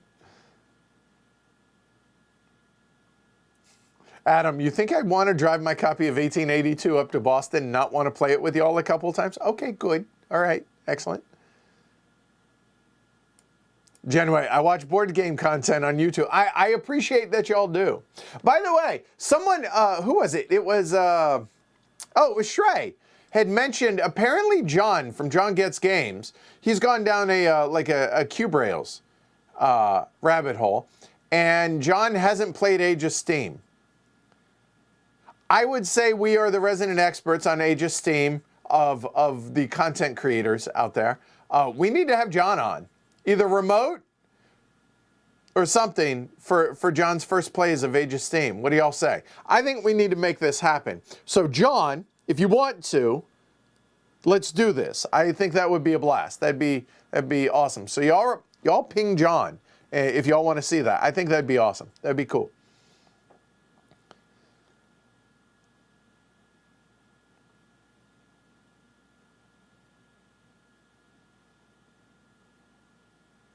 Oh, Rocky, getting back to the whole air disaster shows I watch on YouTube and whatever. Rocky says, I'm all about the air traffic control recordings. Funny, you're still so into aviation given my background. I mean, of course, right? But yeah, some of the air traffic control stuff. But there's also some recreations of airline disasters that have no spoken word. It's all like almost like closed captioned and just ambient sounds from like flight simulator stuff that is pretty interesting to watch too. And it has cockpit voice recordings and stuff. If you're into those things, I am. I love to fly too, so I don't know, whatever. I'm weird. Felix, if I were to vote for an 18X Extreme, I'd say 61 or 62 EA multiplayer.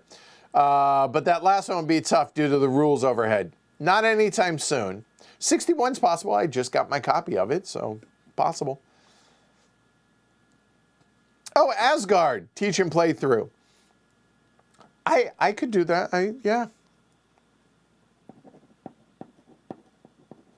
Just saying. I said about 2 hours. Doesn't look good for the home team. I'm trying, Jess.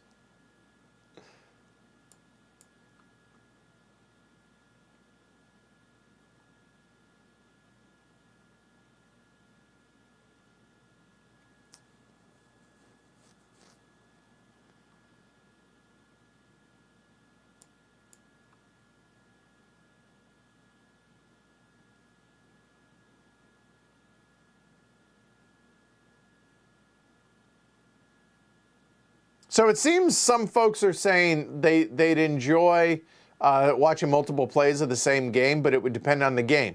How would you determine that? What would be the criteria for that? Help me figure that out, and maybe that's something we can do. And it doesn't have to be like right now we need to discuss it, but chew on it. What would be the criteria for you to want to watch multiple streams of the same game in the same week? Obviously, only one teaching of it, but would it be different player counts and different players, same players, and why one game versus another? So that helped me figure that out.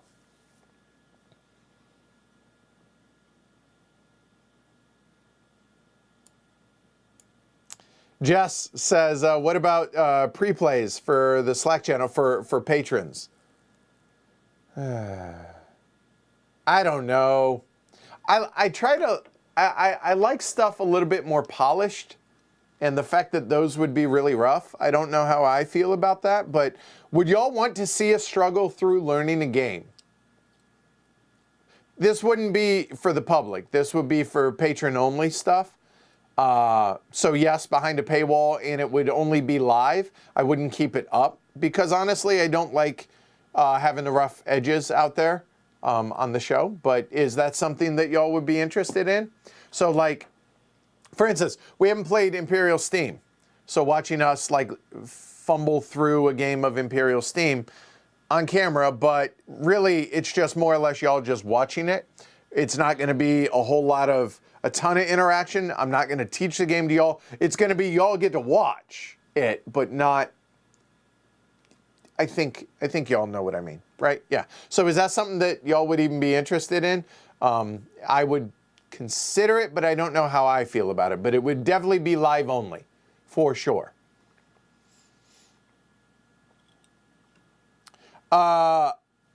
Lassie or Lass. Did you promise a playthrough of the newest edition of Democker? We did it. We did a playthrough of the new Democker.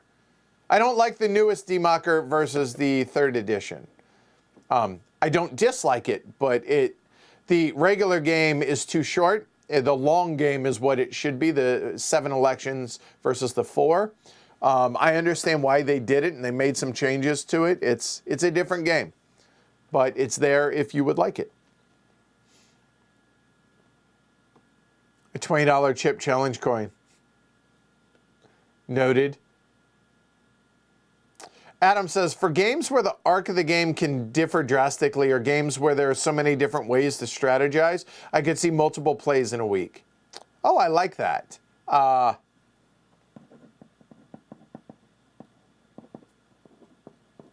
So emergent games, I guess, not more static ones, I would say.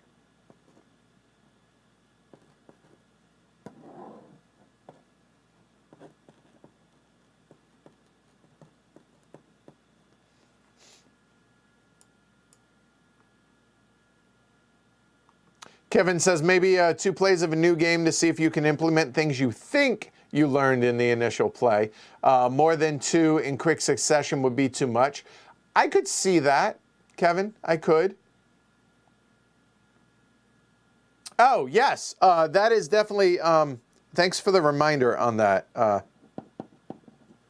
Who is that? Miguel. By the way, I saw recently that you guys might break out Three Kingdoms Redux to the channel. That'd be great. I really enjoyed your previous videos on that. Yeah, so Christina and Youster, the designers of Three Kingdoms Redux, apparently they have a lot of copies of the original Three Kingdoms Redux still, and they're having trouble moving those copies. I have a very, very special place in my heart for TKR, for Three Kingdoms Redux. It was the very first review copy that was ever sent to us. It was airshipped from the factory and got at pretty high expense to both Christina and Youster from Taiwan. I think it was Taiwan. I apologize if not. Nonetheless, they had posted in a thread that they are having to destroy copies because they don't have room holding them. And I was like, hey, if we can do something. So that's going to be very, very soon. We're going to do a restream of Three Kingdoms Redux. 3 players, obviously, because 3-player only game. And it's still one of my all-time favorites. So I want to do that to support them. So if you don't have a copy of Three Kingdoms Redux and a 3-player only game is of interest to you, this is a fantastic game. Cannot stress that enough. And so, yeah, we're going to stream that here in the next couple weeks. All right? So, yes. Thanks for bringing that up, Miguel. Tournament. Nope, not doing a tournament. Nope. Because that kind of goes against why we're playing games. Yes, we're playing games to win, but we're not playing games to win to that level. It's more about the experience with the people around the table. And no, we're not going to do a tournament. I appreciate the thought, though, Chip, but no. Plus, scheduling people like that, that's not easy. Also, getting the same people on multiple days of the same week is also really difficult.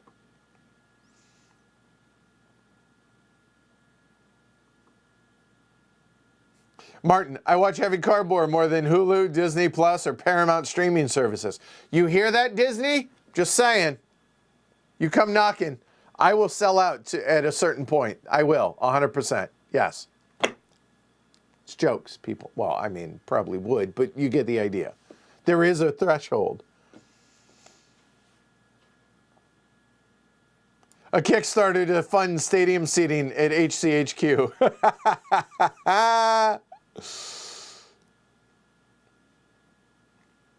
Ed the Worst says, morning, Ed. Hi, Ed. Edward, not Ed, but thank you. Has your Lacerda ranking changed over the year? Is Vino still your favorite Lacerda? I would have to play it again. It's been forever since I played it. I really enjoyed Weather Machine. I played Weather Machine like 4 times in quick succession, like inside of 2 weeks. For me, that's quick succession. And I didn't burn out on it. That is a positive, definitely.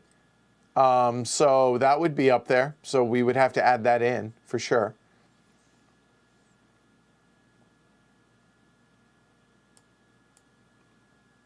Somebody's going to have to explain to me the appeal to Dune that isn't, oh God, no way. Am I really that far? No way. Oh God, I am. I thought my cursor, the little slide was near the bottom. I'm like, I'm almost caught. And now it's not. All right, let's do this. Sorry, Jess.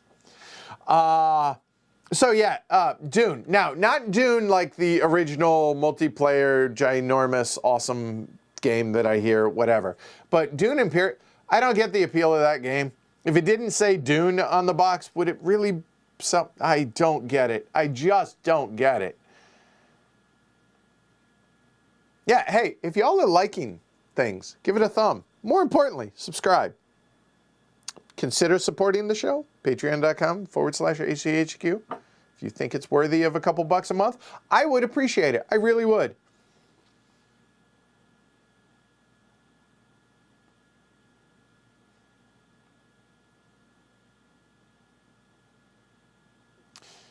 Franny says, Martin, same. I realized I was watching Heavy Cardboard more than Netflix. I'm still a Heavy Cardboard patron. I canceled Netflix.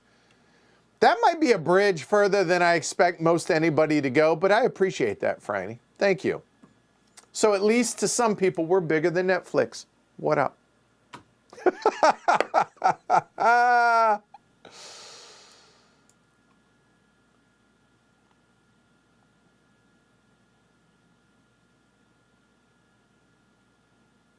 Have a good one, Martin. Martin left like 2 hours ago, but that's all right.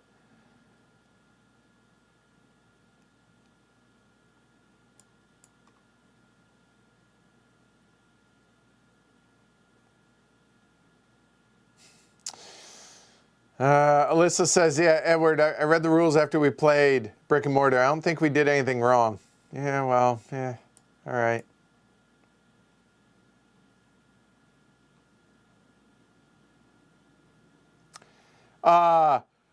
Chip, any interest in starting East Coast, West Coast beef with Game Brain podcasters? No, I don't want to start a beef. I kind of like being nice. Play some games online, hype both groups. I mean, we could do it in a positive way.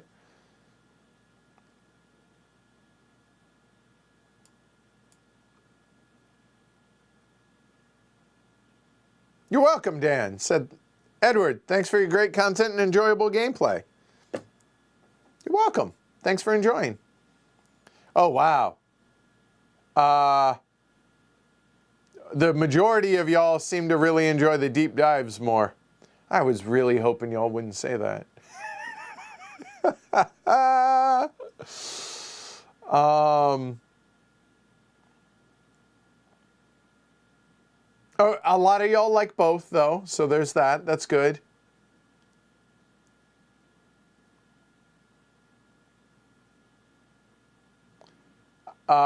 Michael, send me an email. We'll see what we can do. Patrick says 1861 and 1867 is arriving here today. First physical 18XX in the collection. Why did you start with that one, Michael? I'm sorry, Patrick. That's a non-traditional jumping off point there. Why did you start with that? Gorgeous production. Looks great. Don't get me wrong, not dissing the game at all. I'm excited about the copy I got from my Secret Elephant. Just curious why you started with that one.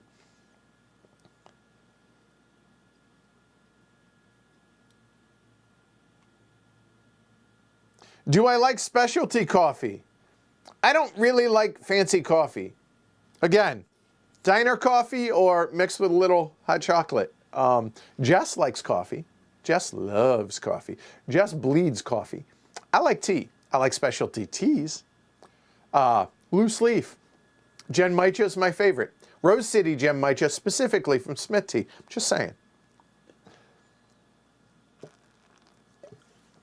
All right, it seems the majority of y'all like a mix of deep dives as well as what we've been doing, Martin and I. I just got it. The deep dives take so many plays to be able to dive into and a lot of prep. Whereas the other ones do as well, but they don't require as much, and they're easier to do with folks that are, because they're not as specialized. So that's why those are easier to do. But I hear you, and noted.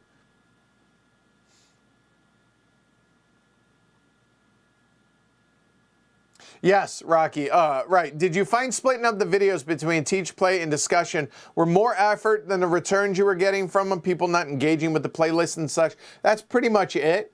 I like the idea of it, but the amount of effort and time that was going into that, and money, honestly, on my end, paying somebody to do that, the returns just weren't there.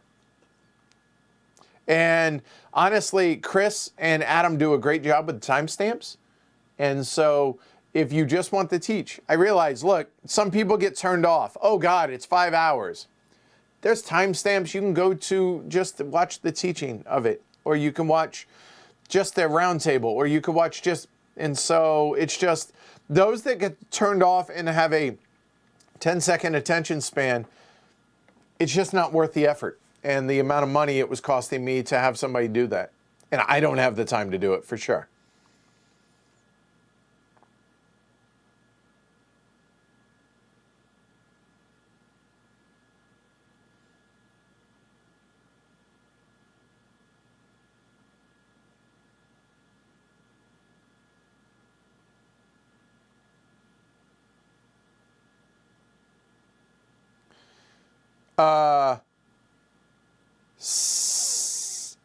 Zufrin 7, I think maybe is how you pronounce that. By the way, I checked the number of registered BGG board games today. There are 134,000 games registered.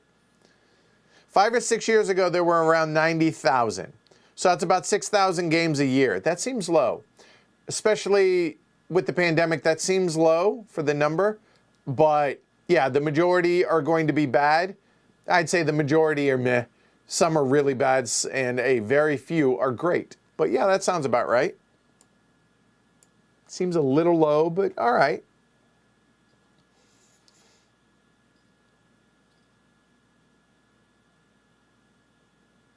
Robert, are game notes available for the games?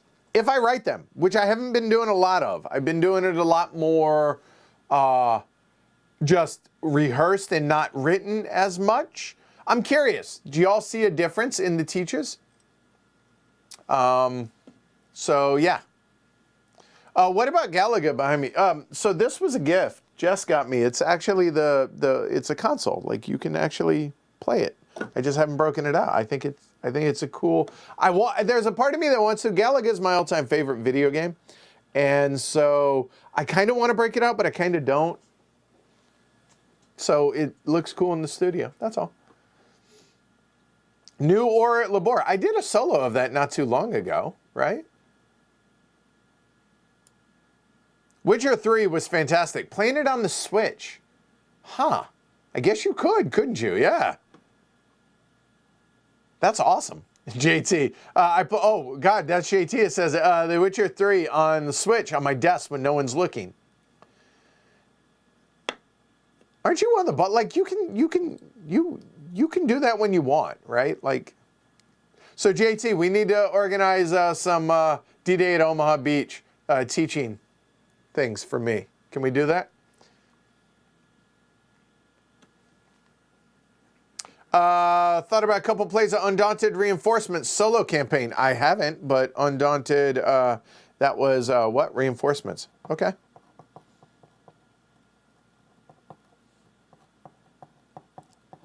On the list it goes.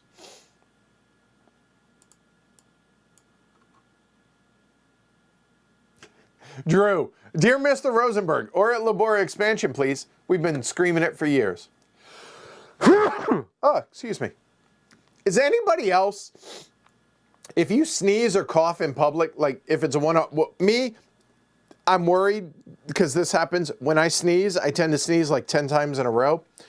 If I do it in public, I'm so worried people are going to look at me and like start like thinking COVID immediately. As soon as I do, I immediately look around and like if people are looking, I'm like, look, allergies, that's it, I promise. Imperial Struggle and Imperial Steam while drinking Imperial Stout. I don't drink beer. Have a good one, Lars. Thanks for hanging out. Are you planning on covering Perseverance? We did already. Like when it comes out? Probably.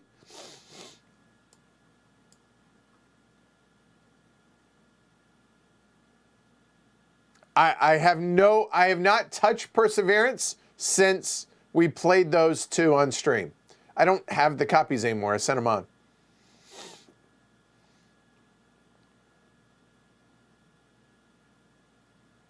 $18.48 Australia. Again, need copy.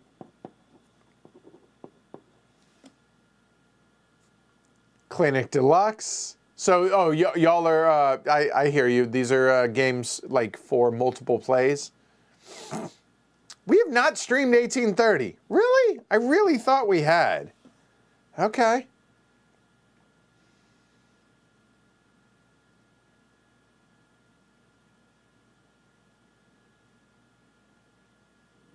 No, Mark. Clinic Deluxe with all the expansions at the same time. Not happening.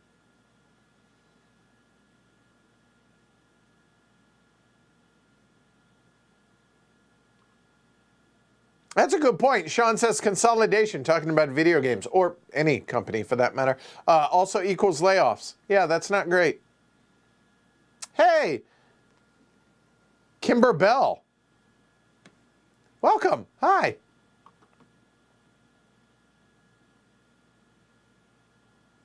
Done. Jess says, I'll turn on the heated blanket then, Edward, but we need some food to go with the video games and cuddles too. Y'all, quit asking questions. I need to get out of here, okay? But I have respect for y'all to answer every question y'all ask. So stop asking questions. I would like to go eat food, play video games, and cuddle, okay? I'm just saying. I'm not kidding, but I'm kidding. So I'm being honest. Pax Porfiriana, oh my God, yes. Me too.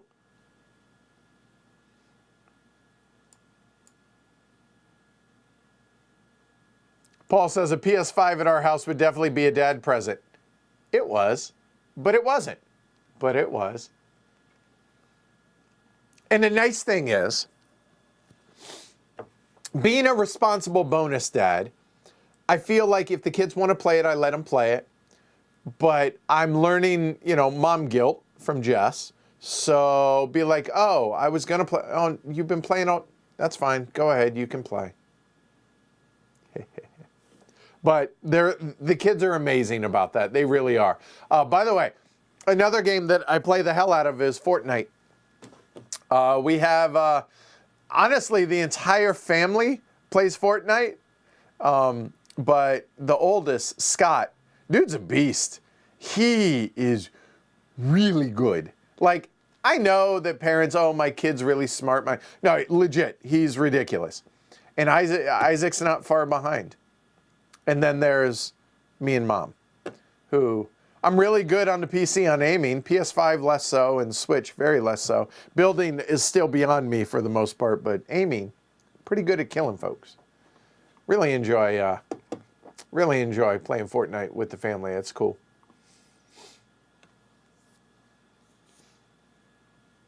Okay, thanks for that, Fernando. PAX Ren 2 has expansion content, easier to play and look at. Other than that, it's the same. Okay. No, Mike, is there a heavy cardboard Discord? No, we use Slack for the patrons. I suppose, and Board Game Arena group. No, but if somebody wants to make a Board Game Arena group, Ominous Dominus, go for it. Happy for that to exist. Food Chain Magnate with the various expansions, Chip says, for multiplayer series. That's possible, yep. A top 50 list, Tony asks, anytime soon? I trust your taste on games.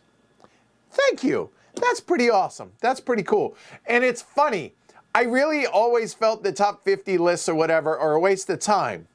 And then I look at stuff like Game Ranks for video games. And what do? I'm watching top 20 lists all the time for RPGs and upcoming games and all this. And I'm writing it down and I'm making and I'm like, oh wait, yeah, y'all do that for, yeah, okay, I need to do it. So yes, that will be coming soon. I apologize that I forget the weight that folks put on these. It's easy, like when we did the top 20 solo games that I did with JT and with Liz of Beyond Solitaire. Liz was like, ugh, list, da da da da da. But there's value in it, right? I mean, there's legitimate value, because if you have people that have a lot of experience playing a lot of games, why not mine that experience and find out? Obviously, you need to know their tastes.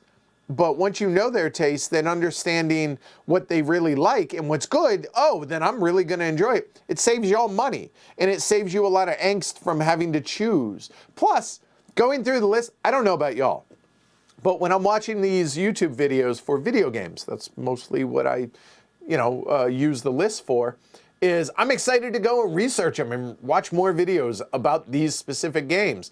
And then I'm like, oh, that sounded great. Oh, ended up, no, it didn't look like it's for me at all. But I really enjoy like that sub-hobby of the hunt of these games and investigating about them. I don't know, maybe I'm just weird, but I forget that y'all use our list for that. And so putting more weight, that's why I take them so serious, because when I do remember that, I'm like, oh, we need to do it and take it serious and not be not dismissive, but what's the word? Not frivolous, but like flippant. There you go, with them. I want to take them really serious because y'all do. You put a lot of money into these lists, right? Because you pick up the games. So I feel it's really important to take them seriously. Anyway, yeah. So good, yeah. Good call, Tony. And others that have asked about it.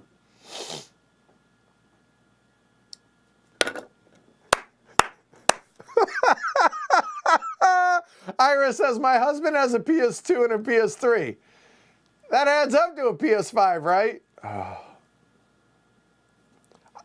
Look. It's a huge luxury item. I understand that. And I have had a PlayStation from the very beginning. So PS1 all the way up. And this is the first one that I didn't get on release. And the PS5 has been, I guess I didn't get the PS4 at release either. So the first three, but I did eventually get it. And it took me, 13, 14 months to get a PS5 because they were impossible to get there for the longest time. And apparently, there are GameStops around us that, like, when they went on sale on December 23rd, that had them going into December 24th, which was, so clearly supply is catching up. But I understand it's a $500 indulgence. It's a toy. I get it. But I'm grateful that Santa got it for me. So thank you, Santa. Nintendo Kid 8. Jess has a lot of the old systems. It's pretty cool. La Granja Deluxe Master Set. Its campaign is starting next week. Rainer. Just saying. So hopefully we'll see it soon. Navaneeth. What do you think of Shem Phillips games? I do not know the name. I probably should, but I don't. I'm sorry. Aaron.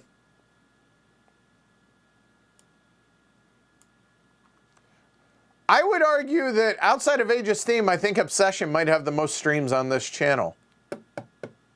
So, search for it.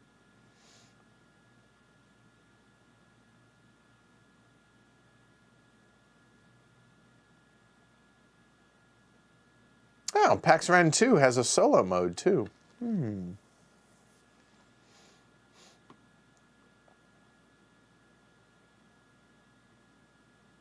Have I ever played The Witness? No.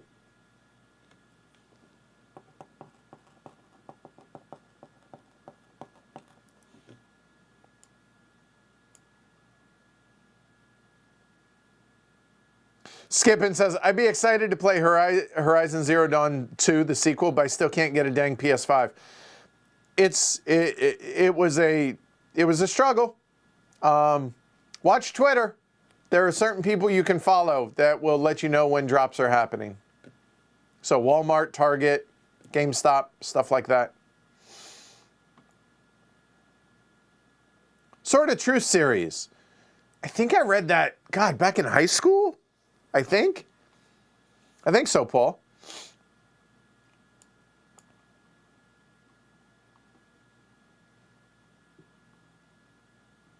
By the way, there is a video game that is a city builder that has a really dark theme where you have to make moral judgments on, and it's set in a cold environment. I can't think of the name. I have it written down over at the house.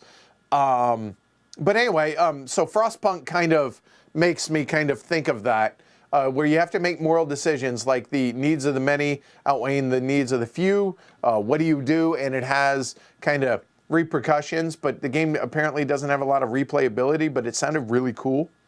So anyway, just here, see discussion about Frostpunk.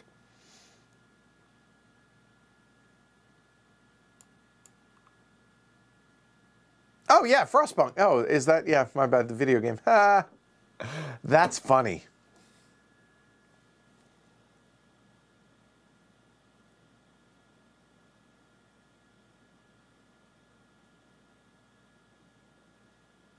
Ooh, oh, Steven, so MBO says, have been doing a lot of trading on BGG during the pandemic. So, you know, math trades and just trading games. Traded for a copy of some older titles. I'm looking forward to Nations and Tribune, Primus Inter Paris. Thoughts? I want to play Nations again. Like, legitimately want to play Nations again. Jess, we need to make that happen.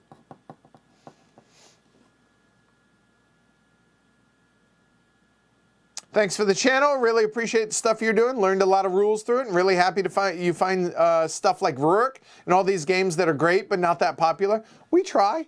Thanks, Zufrin. Appreciate the kind words. We try.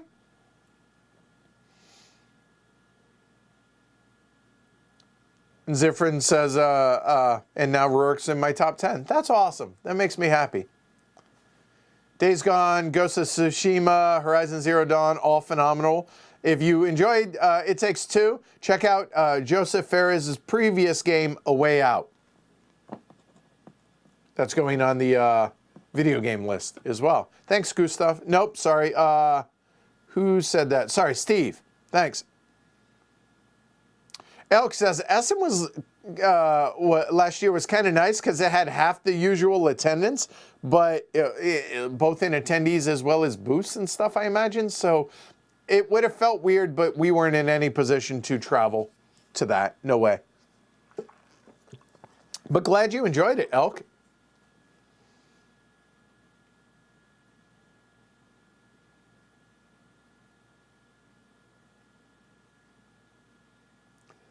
Scott says, about seeing places you live in video games. I always laugh at Chicago in games because of how wrong it often is. I forget what one it was, but they had Chicago surrounded by water and had a mountain. Yeah, Chicago is that.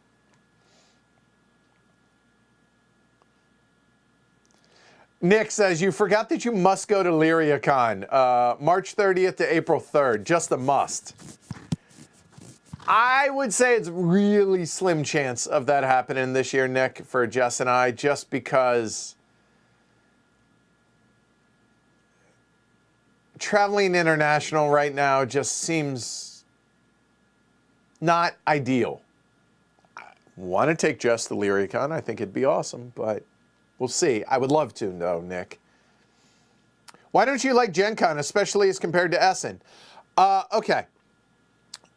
Essen, board game centric, and is a giant vendor hall, is what Essen is. And we get to meet all the folks that come to it overseas, from right, that we wouldn't get to see at conventions here. Both from viewers and listeners and patrons and such, but also publishers and designers and such. Gen Con has board games, is not board game centric. It is hugely sprawling, massive, and just feels, I'm not saying it's unorganized, but it feels disjointed. And it just, nobody is happy at Gen Con in the industry. The vendors are too busy, even though they're similar in essence, but different. It just, I have never enjoyed Gen Con. I just haven't. Yeah. I like indie, but yeah, I just never really enjoyed Gen Con. So I don't know anybody in the industry that really enjoys Gen Con.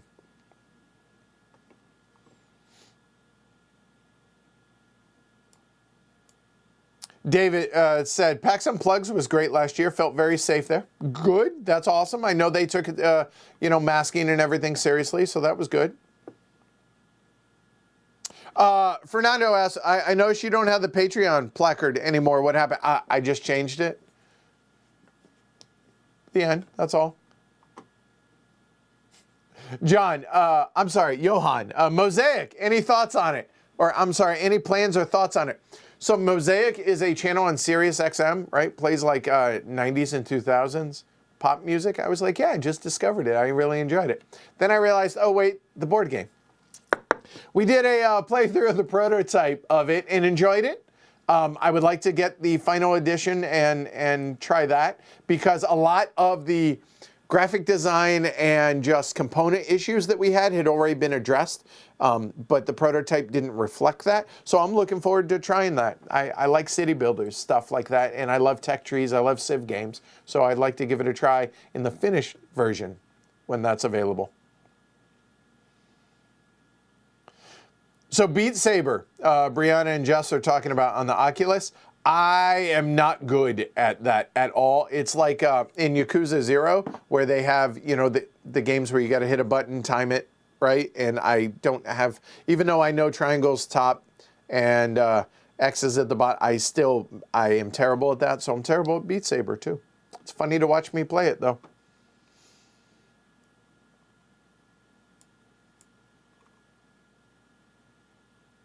Any news about Splatter's horseless carriage?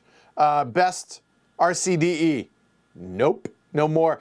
So I will say this, Jeroen was at a local convention here not too long ago, and so I saw Jeroen and asked him about it, and he was very vague. Said, nope, it's working. We're working on it.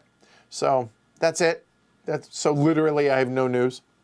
Sorry, I want news. Agreed. Philip says, Kindle's awesome. Much better than watching TV or scrolling on social media on your phone. Agree. Astrobot, Rescue Mission is a great VR game. Okay, I've heard good things about it. Franny, getting back to that. Therapy is hard but good. Stay strong, Edward. Keep moving forward. I appreciate it. It is a struggle. There are certain aspects of my personality that I very much is a daily struggle. Some of it I've been able to overcome very easily once I've been made aware of it or realized or faced it or fill in all those things. But some of it is a real hard daily struggle. Just goes to show how amazing Jess is. The fact that she's still here, that's pretty amazing. No, it's really amazing. It's stupid how amazing it is. Paul, with Splatter, even if you don't like it, you'll definitely be able to sell it. Facts.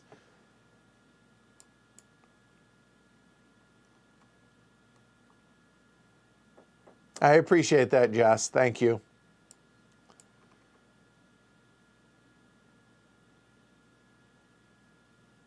Zufrin says, nowadays, due to the pandemic and the constant quarantines, there's so many people struggling with mental problems or mental health. Yeah, for me, board games keep me sane. Same with video games and other stuff, reading, and yeah, it helps. Paul says, I do miss Jess on the streams, but well-being and mental health comes first, 100%. Yep.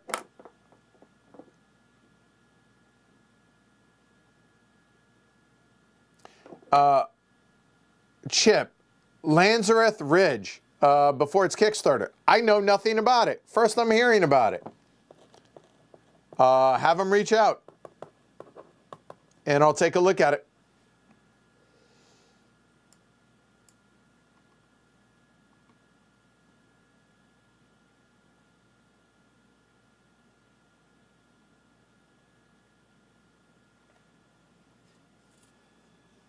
Tries to refresh screen. thinking it's frozen. Here, I'll keep moving. Here we go. Have a good one, Zifrin. Need one of those drinking birds in the background so you know the video's still running?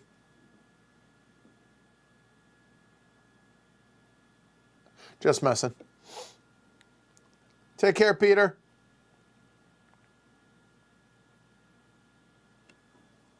Robert, you've always been inclusive and a stand-up guy. I'm impressed with the work you've done this past year, though, to improve yourself. I appreciate it. I don't necessarily agree with all that, but I appreciate it. Thank you.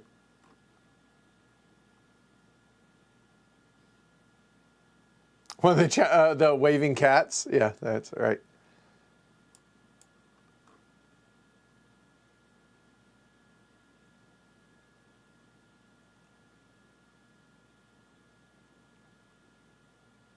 Have a good one, Chip.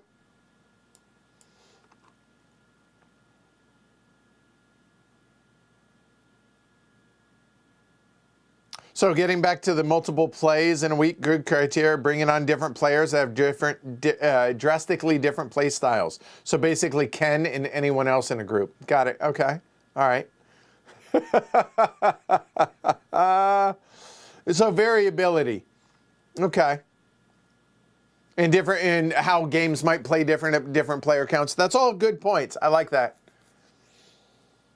HC in the raw. Whoa, easy there. Easy there, Bobby.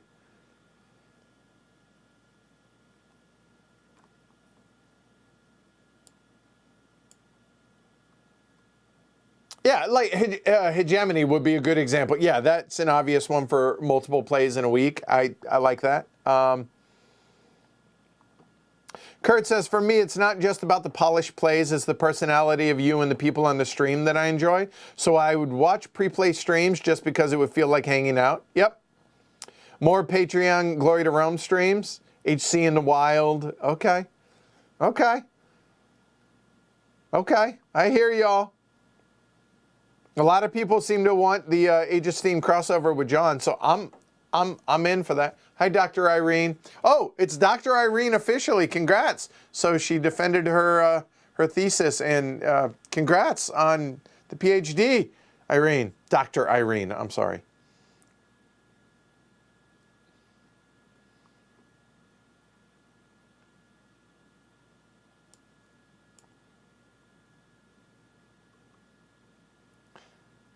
Yes.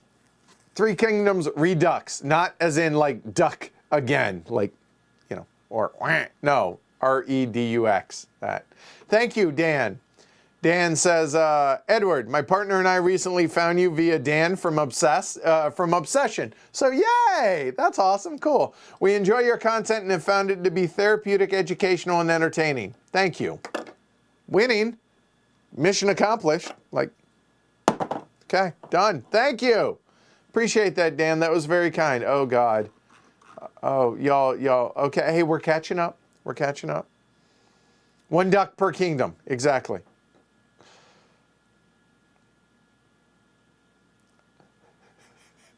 Ooh, VR stadium seating for streams. Paul says, I'd wear a HC foam finger. Just be a trunk with an I don't know. Have a good one, Johan. These are fun.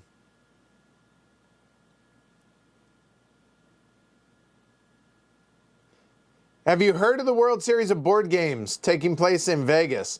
Robert said. Well, I know it took place, the WBC, World Board Game Championship, is that different? That takes place in Pennsylvania. I've been to that once. But the World Series of Board Games, again, it was fun. It was cool. There were some cool experiences there. Some people take that stuff way, way too serious.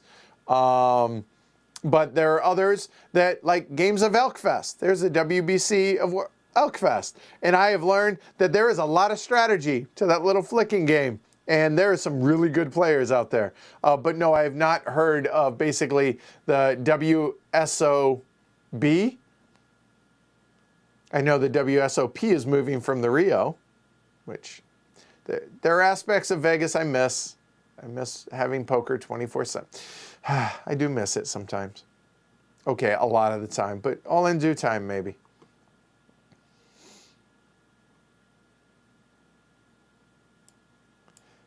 Harry, have you played Tabanusi and Cryo? I haven't played Cryo. Tabanusi, we did a stream for, yes. Go check it out. It's on the channel. Replaying Golden Elephant games, Philip says. Sure, it's possible.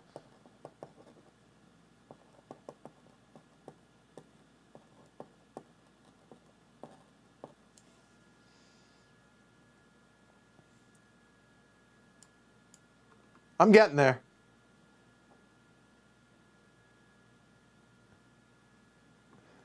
Jess is playing Fortnite while doing that. I'm jealous. But I'm enjoying this as well, so. Alyssa, I'm working. I hear you. I feel you. Interesting. So Fernando, about the Doom Imperium. I could care less about the Doom theme, and the game looks unappealing to me, but every time I play it was great. I played it once and was completely unimpressed. But different strokes for different folks. Fair enough. 1817. You should stream it sometime. Any reason you haven't played it yet? Just curious. Length. Sean or Scott. That's the whole reason. Just haven't. And streaming that would be a multi-part stream as well. We haven't made the effort to play 1817 yet. That's it. Take care, Alyssa. 18 Shikoku looks good. Genway, yep. Harney and Sons for loose leaf tea. I'll write it down. Noted, Dan. All right, thanks. I appreciate that, Paul. There's no obligation. Paul says, you're welcome for that one, Edward. I'll send another tea care package when I can. That was awesome. I loved it. That was really awesome. Thank you. But don't feel obligated. Brendan says, thanks for the long gameplay videos. I know it's hard work, but it's enjoyable to see different strategies, plus good interactions. Good. Glad you're enjoying it, Brendan. JT, that's weird is how I would describe every Stephen King novel. Fair. The Stand is still amazing.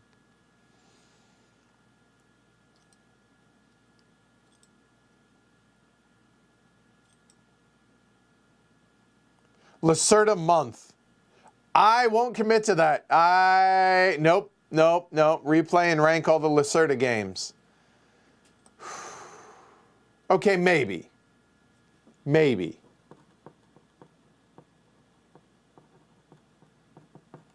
Maybe. If you have a 10-second attention span, you're probably watching the wrong channel. Fair points. Hey, Shrey. Hope the meetings went well. Ugh, Turkish coffee. Hey, enjoy what you dig, but Nope. Harry says, please collaborate with Grogan from Gaming Rules. Could happen. It could happen. Just buy a second one of these. Yeah, I hear you. Okay, Stacy, here we go. Here's trivia you'll like, Edward. Rapper's Delight came out in January 1980 and was the first hip-hop song that made it into the top 40 Billboard. Also, thanks for the show. Okay, here's one for you. Stacy, it's a question. What is the first #1 rap song of all time? Without Googling it, without searching, don't cheat. What is it? I know what it is, obviously, but...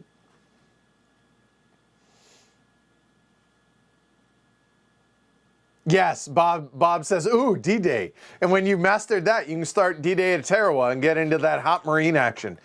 I own Tarawa because Marine, right? The invasion of Tarawa, single bloodiest day in Marine history. So reliving that is not a good way to put it, but being able to, in a very abstract way, try and understand what made it that, I think would be really interesting. So that definitely appeals to me, Bob, for sure. Yep.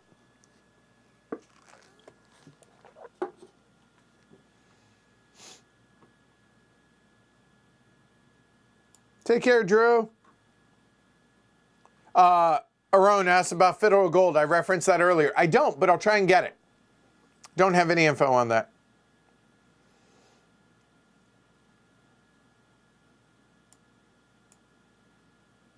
Loki says, building in Fortnite took me a bit and still not great, but top 10 more than not. Edward, if you or Jess kill a wicked Loki, I forgive you. And if you kill a, Board Game Girl or Sir Felix Cat, forgive you back, okay?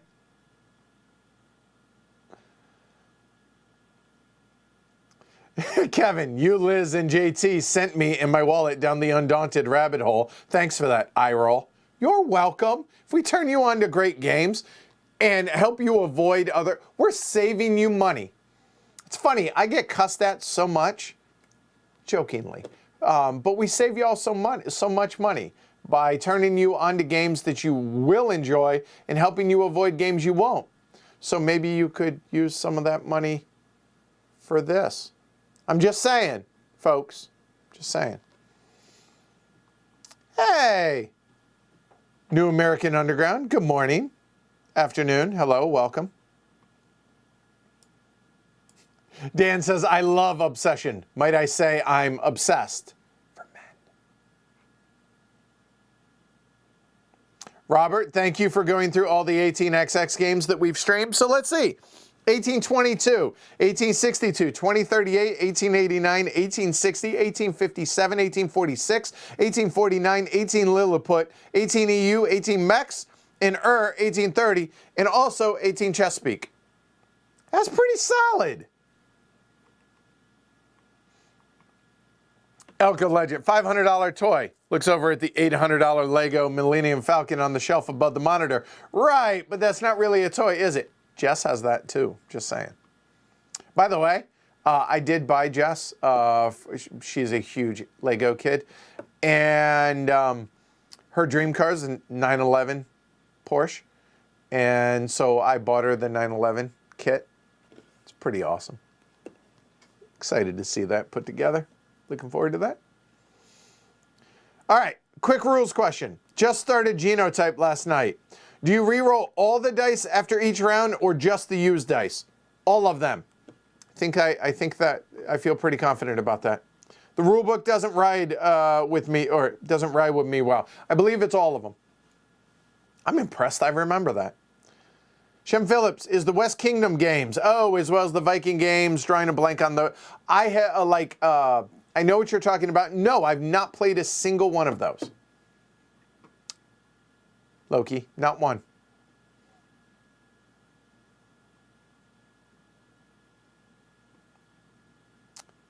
New American Underground. Ed, question. Edward.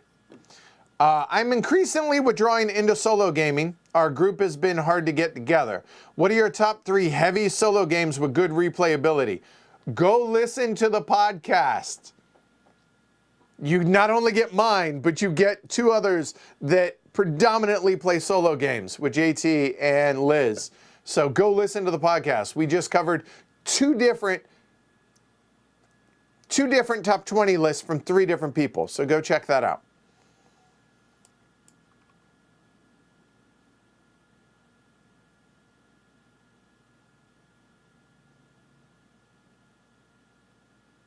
One Car Wonder is shipping. Should be here next week. Oh, yay, Brent. Good. Thanks, Mike. No cuddles for Edward and Jess. No, not yet. No. JT says maybe you do deep dives on the GEA nominees, then 20-minute reviews of everything. Play around with the idea for sure. I like that. Top 3, oh God, you're asking me on the spot stuff. Top 3 dice drafting or dice worker placement games. I mean, Madeira's got to be in there. I know it's the original Madeira. Okay, that is available. I really like Crystal Palace. I don't know if I'd put it top 3, but I really like Crystal Palace.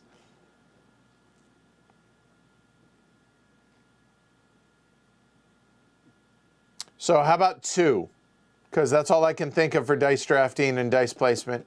I'm sure there are a plethora of others, but that's all I can think of off the top of my head.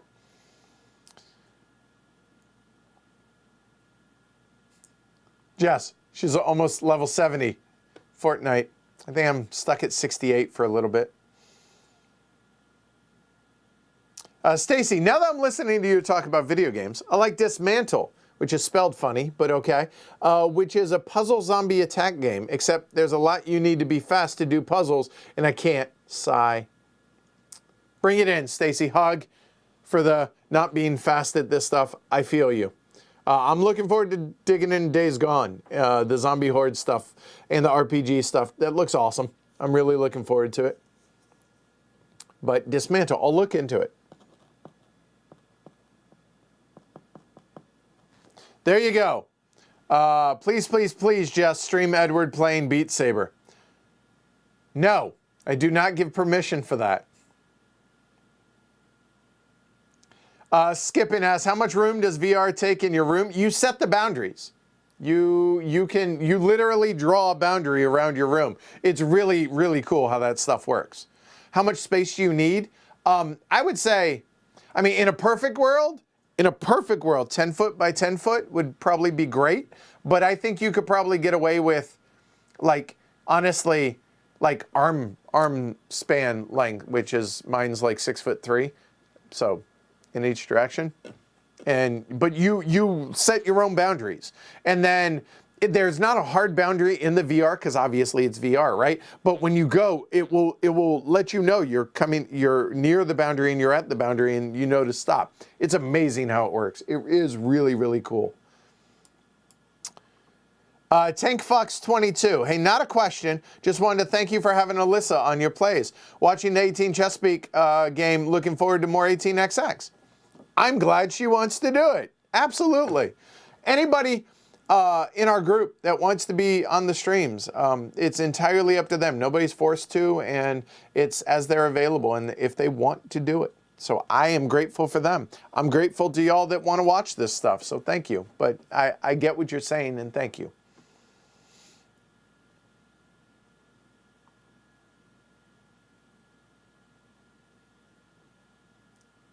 I love this. So Rolf Sagel's here, one of the designers of Wildcatters and of Coffee Traders. Undefined says, hey, Rolf, I'm going to be bringing Wildcatters to game night to get a game in with, got all the rules right. So that's awesome. That's just, I like that interaction. That's so cool. Oh, there's more. 18 Chesapeake, 18 CZ, and 1862 solo. Thank you, Robert. Uh-oh. Oh, I'm catching up. Franny says, I just bought a waving cat.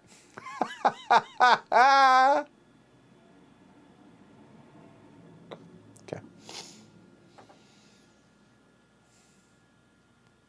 Daryl's asking about the Madeira Kickstarter. I have no answers for you.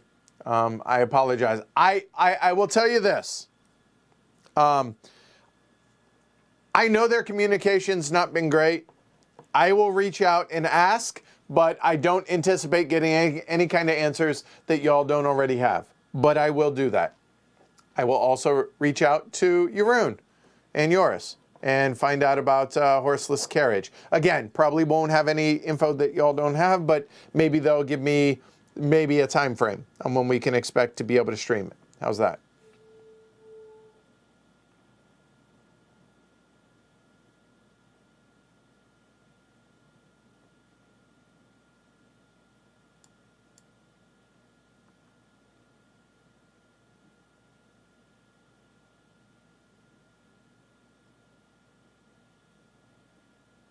Oh, that's cool. Paul says we were just in Eugene on Monday. So what is today? Today is Thursday. Apparently there was a game or something. I think it was a women's basketball game. Yeah. So many people in duck gear have police directing traffic. That's cool. I've been to Autzen Stadium. I've never seen a duck game. At home, I've only seen them. I saw them at Colorado. I would love to. Yeah, I would love to go to a duck game at some point. I'd like to go to one in Autzen. That'd be cool. I'm excited about the Dan Lanning era. I'm really stoked about it. I have high expectations and high hopes. And it's awesome to say that our head coach won a national championship and a lot of the coaches that he has, assistant coaches, came from the NFL. That's got to have clout with the players, right? And it's got to help with recruiting. And everybody that he has gotten on the staff are awesome at recruiting, so I'm excited. And the Oregon men's basketball team just did something that's never happened in Pac-12. Beat 2 top 5 teams in the same week on the road. Way to go. Way to turn it around, Dana's squad. So that was awesome. And apparently Scott's wife is from Eugene. It's beautiful there.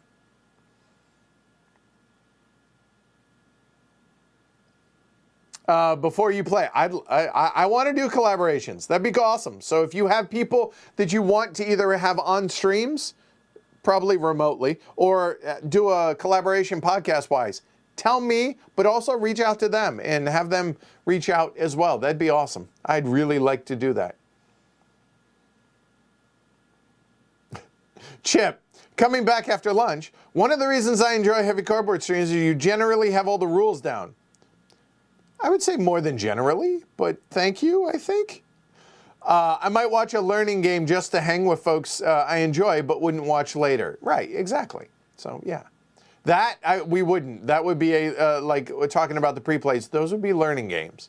You'll see how rough it looks, and then when we stream it, you'll see how, hopefully, more polished it looks.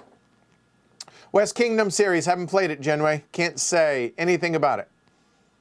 Slicker Drips. Yes, Tom's awesome. I would love to do something with Tom. That'd be great, yes. Poker Deep Dive series. I am not, right before the pandemic, I had toyed with the idea of doing a poker vlog. I would love to do that, but it requires you to play poker. And it would be not associated with heavy cardboard. It'd just be Edward. But yeah, maybe one day. We'll see.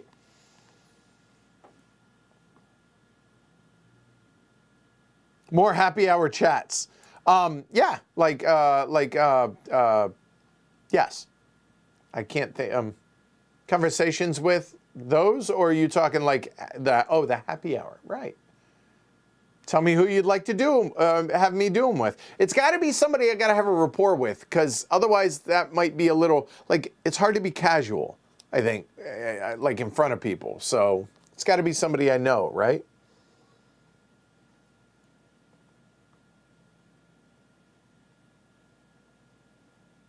Stacy, I'm betting the first song would have been Run DMC, Aerosmith, Walk This Way. Nope. Ice Ice Baby, Vanilla Ice. Sad, but true. And did you know, speaking of Aerosmith, their first #1 is Don't Want to Miss a Thing. All their awesome music from the 70s. Not one #1 hit. Highest they ever made was #2 until that.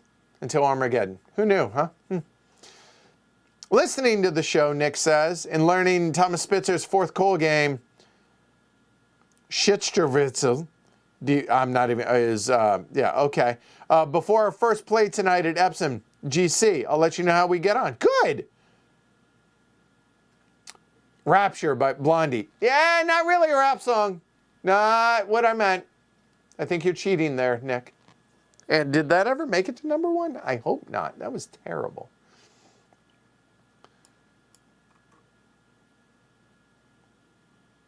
Stacy, Google said it was Ice Ice Baby. No! I thought that was pretty good, right? There you go. Chip, apparently Rapture was the first #1 with rap in it. Not what I said, but good trivia there. That's fair. Apparently there's an upcoming fourth Spitzer Cole game. All right. Okay, and Kevin says, fair point. You've not pushed me into buying a game I haven't liked or won't once it gets played. Thank you, Kevin. I appreciate the support. Have we tried Alchemist? I played out, oh God, the year it came out, I tried it once at BGG-Con.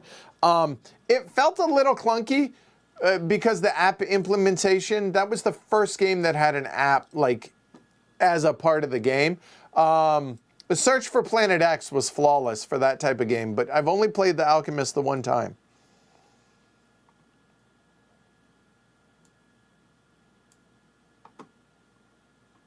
Hope that helps. New American Underground, about genotype rules. Twa and Black Angel.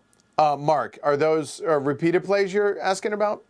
I could be. Oh, no. Dice placement games. That's it. Twa, not my favorite. Black Angel, also not my favorite, but also a couple of valid options. Yes, Crystal Palace for sure.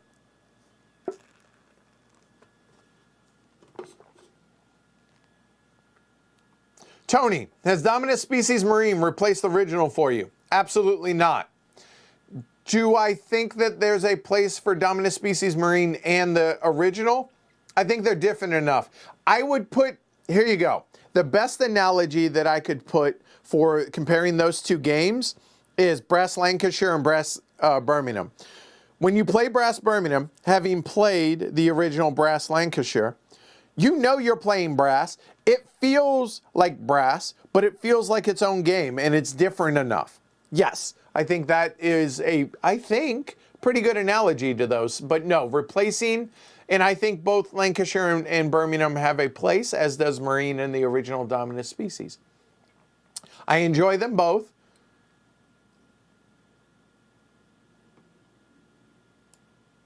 And Black Angel was fine. I didn't dislike it. It was just fine. And Twa, not my favorite. I think the artwork in Twa kind of turns me off a little bit. I don't like that style of artwork, whatever it's called. It's similar artwork to what's in Masters of Venice, yet Masters of Venice is one of my top 50 games of all time. So maybe I need to try Twa again. Oh, wait. Alchemist or Alchemists? I don't know the difference. Sorry. Hey, Tony. Hey, Edward. Hi, Tony. So good to see and ask the elephant. Are you coming to LyriaCon? Did, Nick tell you to come in here and ask? I don't know, Jess. Do we want to make an effort to go to LyriaCon? Check yes or no. So, how's that? We'll see how things go. It's hard to commit to something given the pandemic and everything. So, unlikely, but possible.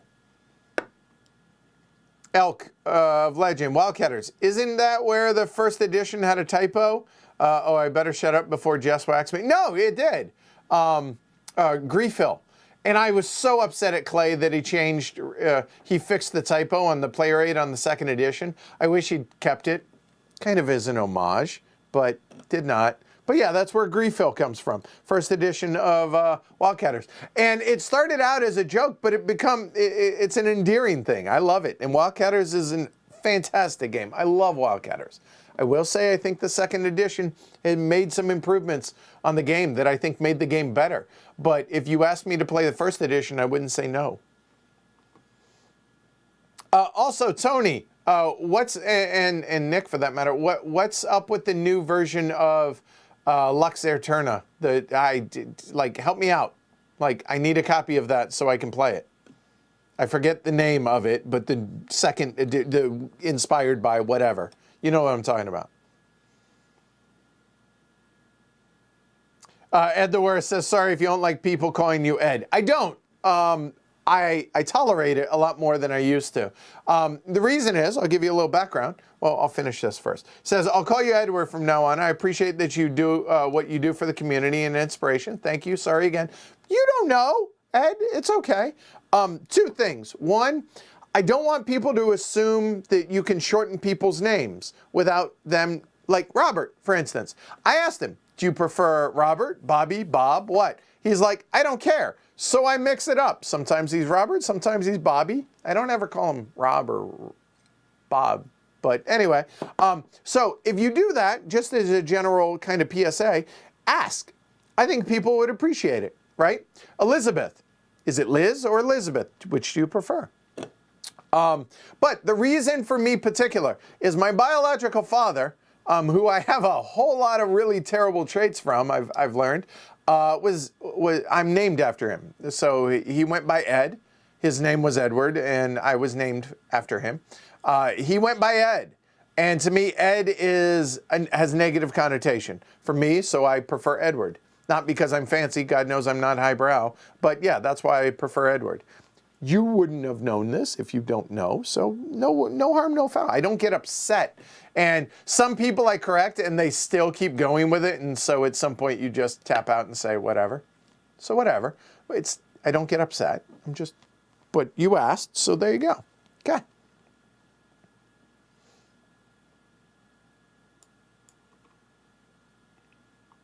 Ooh, Paul says, on the way back from Klamath Falls, Crater Lake was so beautiful. Yes, Klamath Falls, absolutely gorgeous. If you're ever up around Portland, go see Multnomah Falls. Beautiful there. Overlooks the Columbia River too. Really pretty. Really, really pretty. I want to bring Jess there really bad. Rocky says, a collaboration with Rodney. Watch it played for a coin. I would so love to do that. So Rodney, you want to play a coin? I'll stream it. Or you stream, I don't care. Whatever. Whichever you prefer. Let's make it happen. I'm in for that. Let's do it. Camille, love your show, Edward. Thanks, Camille. Appreciate it. One of the best out there. You introduced me to heavy board gaming. Keep up the great work. Mission accomplished. Awesome. Good. Happy hour chat with Liz. Didn't we do that once? I think we have already. Chip says +1 coin with Rodney. I'm in for that. Anything with Liz. I'm up for more Liz on the show. Absolutely.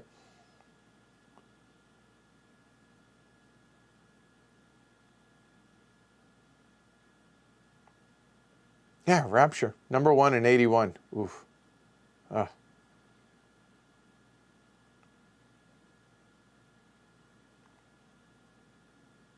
Tony says, thanks for the Lux Eterna love, by the way.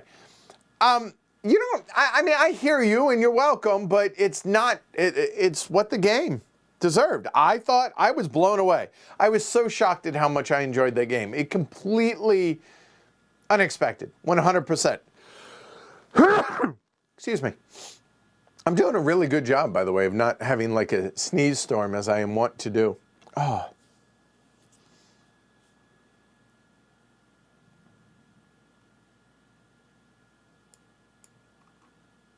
Shrey. Castles of Burgundy, Crystal Palace. Oh, God, I forgot Castles of Burgundy. Great. I love Castles of Burgundy. La Granja. I enjoyed less, but Tekhenu. Dice drafting placement, right. Also, there was Origins, First Builders, while we're talking about Tekhenu, right? Good call on Tekhenu, too. Those are games in Shrey's collection. So, Castles of Burgundy, Crystal Palace, La Granja, and Tekhenu. Preference is Burgundy, then La Granja, then Tekhenu, then Crystal Palace. Of those, I would say Crystal Palace and Burgundy would be at the top for me. Have I played Circus Tupito? It's a heavy Euro dexterity game for 7-year-olds. I have not, Cammy. Circus Tupito. Like, I don't know if you're leveling me or not, but I will take a look. Jess, Fortnite update. Hit level 70. Congrats. Stop. I'm trying to get there. No, I don't get offended when people call me Ed. Don't worry. You're fine. Yes, Aleph Knoll, inspired by Fish Farewell Forever. That was it. Yes, I'll send you the print and play. Do so, Tony. I'll play it. Yes. That's awesome. So Fish Farewell Forever is a little tiny obscure solo game that I've played a couple times on stream. So yeah, Aleph Knoll. I thought it was, maybe clearly I got that wrong. So I thought it was inspired by Lux Eterna, but no, it was inspired by Fish Farewell Forever. That's awesome. I'm looking forward to trying that. Best falafel on the West Coast is in Grants Pass, Oregon. We need, Jess, falafel, soon. I need some falafel, yes. But it's in Grants Pass. Really, I would not have guessed that. Good to know. Feast for Odin, a solo game. I think it's only a solo game. Even when you play it multiplayer, it's a solo game. Yeah. Good to know. New American Underground. Camille, may I ask, You may. If being a board game streamer or reviewer became something that lets you live off of it, or do you have a regular job apart from preparing content for a YouTube channel? Yes, I've been doing this full time for 5 years now? 4 years? Oh God, 17. So this is the 5th year I've been doing this full time. November will be 5 years. I've been doing it full time. So quick recap. Play poker for a living. The government took away online poker. Looked for something that I could do with Amanda at the time. For like when we moved to Denver, because we weren't really outdoorsy people at the time. So stumbled on board games, got into the board game hobby, and then started listening to a ton of podcasts, work in aviation. In my day job. So I was listening to board game podcasts constantly, along with A History of Rome from Mike Duncan, still my favorite podcast of all time. Anyway, got into podcasts, listened to board game podcasts, noticed nobody was really talking about the types of games that our group was playing. And I was always raised that if you're going to complain about a problem, offer up a solution, and came up with the idea of a podcast. Reached out to Tony, a friend of mine at the time, and said, hey, do you want to try this podcast thing with me? And so we started a podcast. That went pretty well, started getting popular. And then we had to play these games to get ready to talk about them on the podcast. And then I don't know how the YouTube channel came about. Somebody had thought or offered up the idea, or we had come up with it. I'm not sure how that happened. And hey, why don't you try streaming the plays that you're of these? And so we started in the basement. And then from there, that kind of took off, built the studio, and then monetized it with the Patreon. Realized, oh, wow, can make some money off of this. I can pay for the show. And then at some point before that, Tony had quit being full-time with it. And then the YouTube channel kind of took off. The Patreon took off. I was able to make a sustainable living off of it. I'm never going to get rich or anything like that, but I can make enough to sustain, to make a living off of it. And so I quit my job. I had a huge falling out with my job at the time, ahead of where I could actually make a living at this. And it was just kind of the impetus, like they lied to me at work multiple times. I got tired of being lied to, so I quit. And I just tried to do this full time. And then after a few months was able to make it work. And ever since I've been doing that. So here we are. So there's the podcast and the YouTube channel. So there you go. So yes, to answer your question, been doing it now full time, going in the 5th year.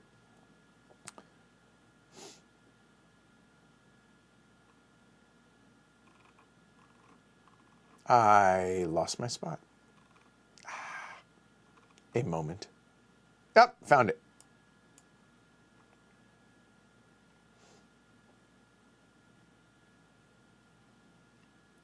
Kevin says the Ed, Eddie, Edward thing makes me think of Pretty Woman. By the way, speaking of Pretty Woman, did you know the scene where he shows her the necklace and snaps it shut? That was completely improv and like wasn't expected. He wasn't supposed to do that. And the laugh, Julia Roberts, was so pure, unadulterated, just giggle that they kept it in the movie. Thought that was cool. Yeah, anyway. Al's Mediterranean. Dude, New American Underground really loves this falafel at Grants Pass. So check it out. Little hole in the wall, Al's Mediterranean Foods. Best falafel on the West Coast, apparently. Check it out. Vince fighting to say that, Vincent is fighting to say Feast for Odin's not a solo game, even multiplayer. Keep up the fight. Yes, it is. Oh, it's Abu's Oasis Deli, actually. Correction on the name.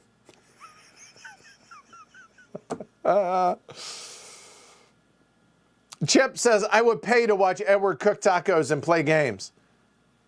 People have offered or asked me to start a cooking channel. Not something I'm going to do, but I hear you. And now, hey, I've never known how to cook for 2 people, for like me and Jess, but now I cook for 6 and it works out. So that's cool. The Jocko podcast, favorite podcast of all time, changed my life for the better. Board games, books, and what? Said, I think Jocko's pretty awesome inspiration. Like his stuff. And Jess says, Falafel Corner in Cambridge is great. Let's order. I'm in. We're having falafel today. Yes. All right, Camille, one last question. Okay, you said it, I didn't. So last question you get, Camille. I'm kidding. Are there many games you enjoyed a lot, but due to game length, complexity, long setup, you played it just once and never really felt like playing it again? No. That is never a issue. If I and we enjoy a game, we'll play it multiple times. The only reason we don't play a game again really is the needs of the show. Oh, we've streamed it, we've moved on, it goes off to the side. Through the Ages, I haven't played that in forever. Still one of my favorite games, and it takes forever to set up. It's a long, tedious game, a lot of management. There's the app, there's all these reasons, but really, we've covered it on the show, so just have moved on. Doesn't mean that I don't want to play it more, if that makes sense. So, there you go.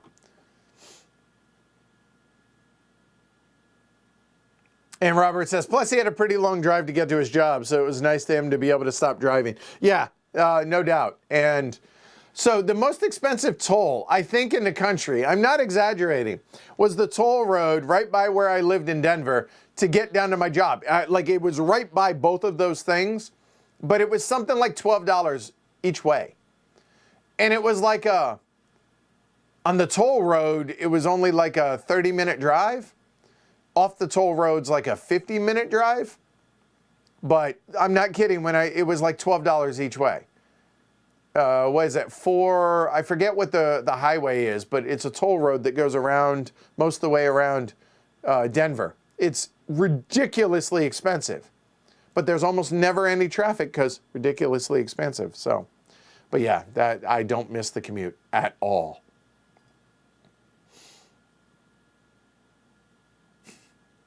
Robert says, Grants Pass itself is a little hole in the wall. I grew up there in the summer. It is. It's small. It's a very tiny little mountain town.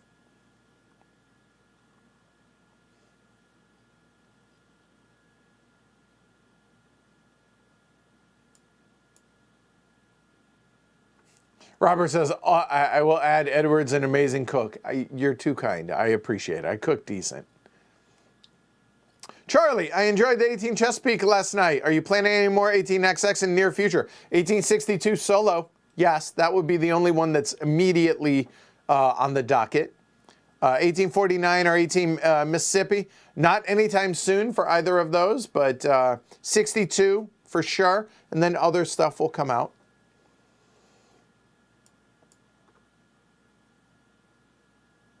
Paul, Pacific Northwest.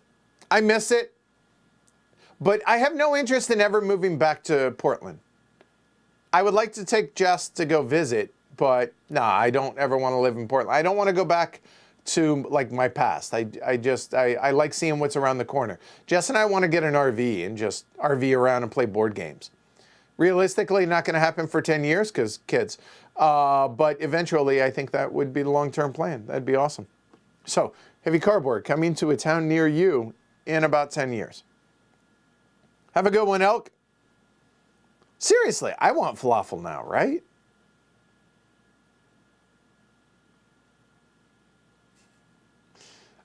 Back burners are on. Says, I saw your first Maria game in the basement. Then I saw the second game with all the new tech you have improved. Well, yeah, we're constantly moving forward. And when we get to a permanent studio, what I would like, honestly, is I would like to get rid of the main camera and replace it with a second and possibly a third PTZ. Because the possibility's there. Just saying, if that goes up, then we can get more PTZ cameras. Okay? E470, that's it. Thank you, Skippin. Oof, don't miss that. I missed it, like it's great, but man, it's expensive. Okay, so circling way back, Lanzareth Ridge is David Thompson's Valiant Defense #4. Liz says it's her favorite of the 4. All right, I'll check it out.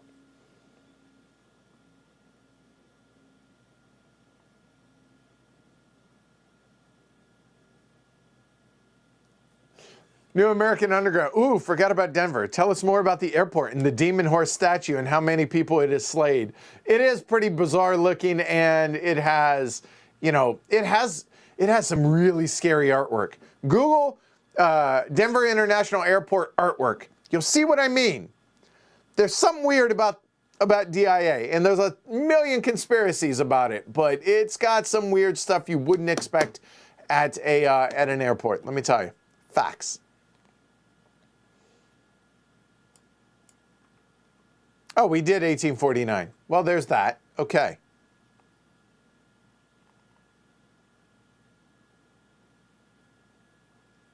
Golden Gate Bridge, $9 toll, a mile and a half. Okay, yeah, I get. Bridges, I think, are different, right? And tunnels. I don't know why I feel like those are different, but they are. But I hear you, Vince.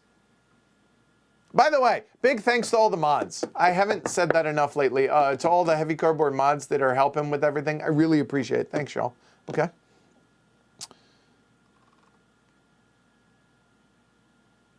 Friedrich. Eventually that could happen. Back burners. I've caught up, by the way.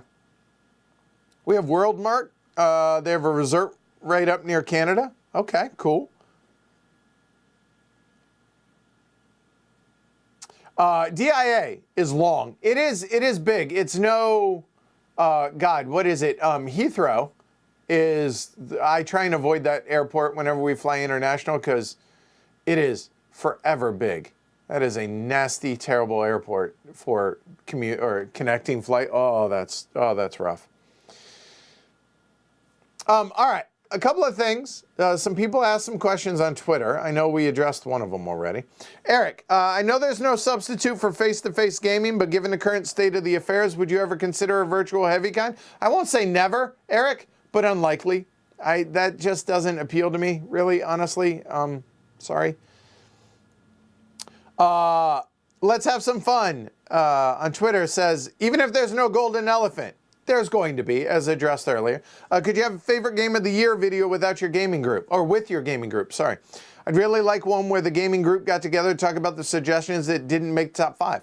The golden elephant's gonna happen, so don't worry about that. And Dino has already asked their question, so all right. It's falafel time. There you go. Chip Theory Games. I haven't played them.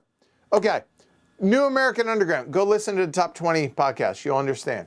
There are some people that love their games. I've yet to play them. I need to. Too many bones. I need to try it at some point, clearly, because that was a wow, unexpected. And wow, did Final Girl take off, didn't it? Y'all seen that Kickstarter? Whew, that's impressive.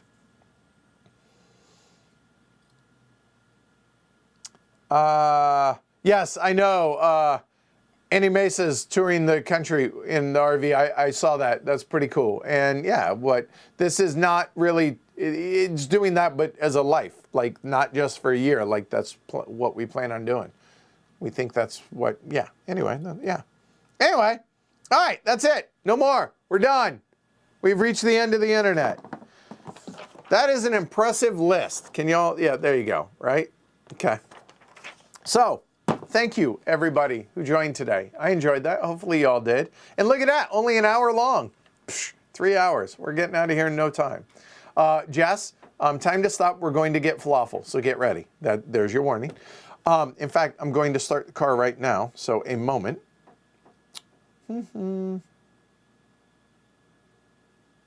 Car started. There we go. All right, so thank you, everybody, for joining. That was fun. I enjoyed that. And I think if you take nothing away from today and just from things in general, is tolerance is demanded. Intolerance, I don't have tolerance for intolerance. So be kind to one another. It's not hard. If somebody represents something you don't like, just move on then. That's okay. So pretty amazing community.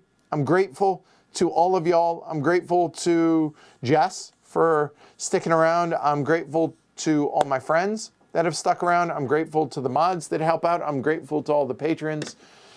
yeah. So anyway, whatever. Hey, be kind to one another. It's pretty simple. It's really easy to be kind. It's not hard. So do that. All right.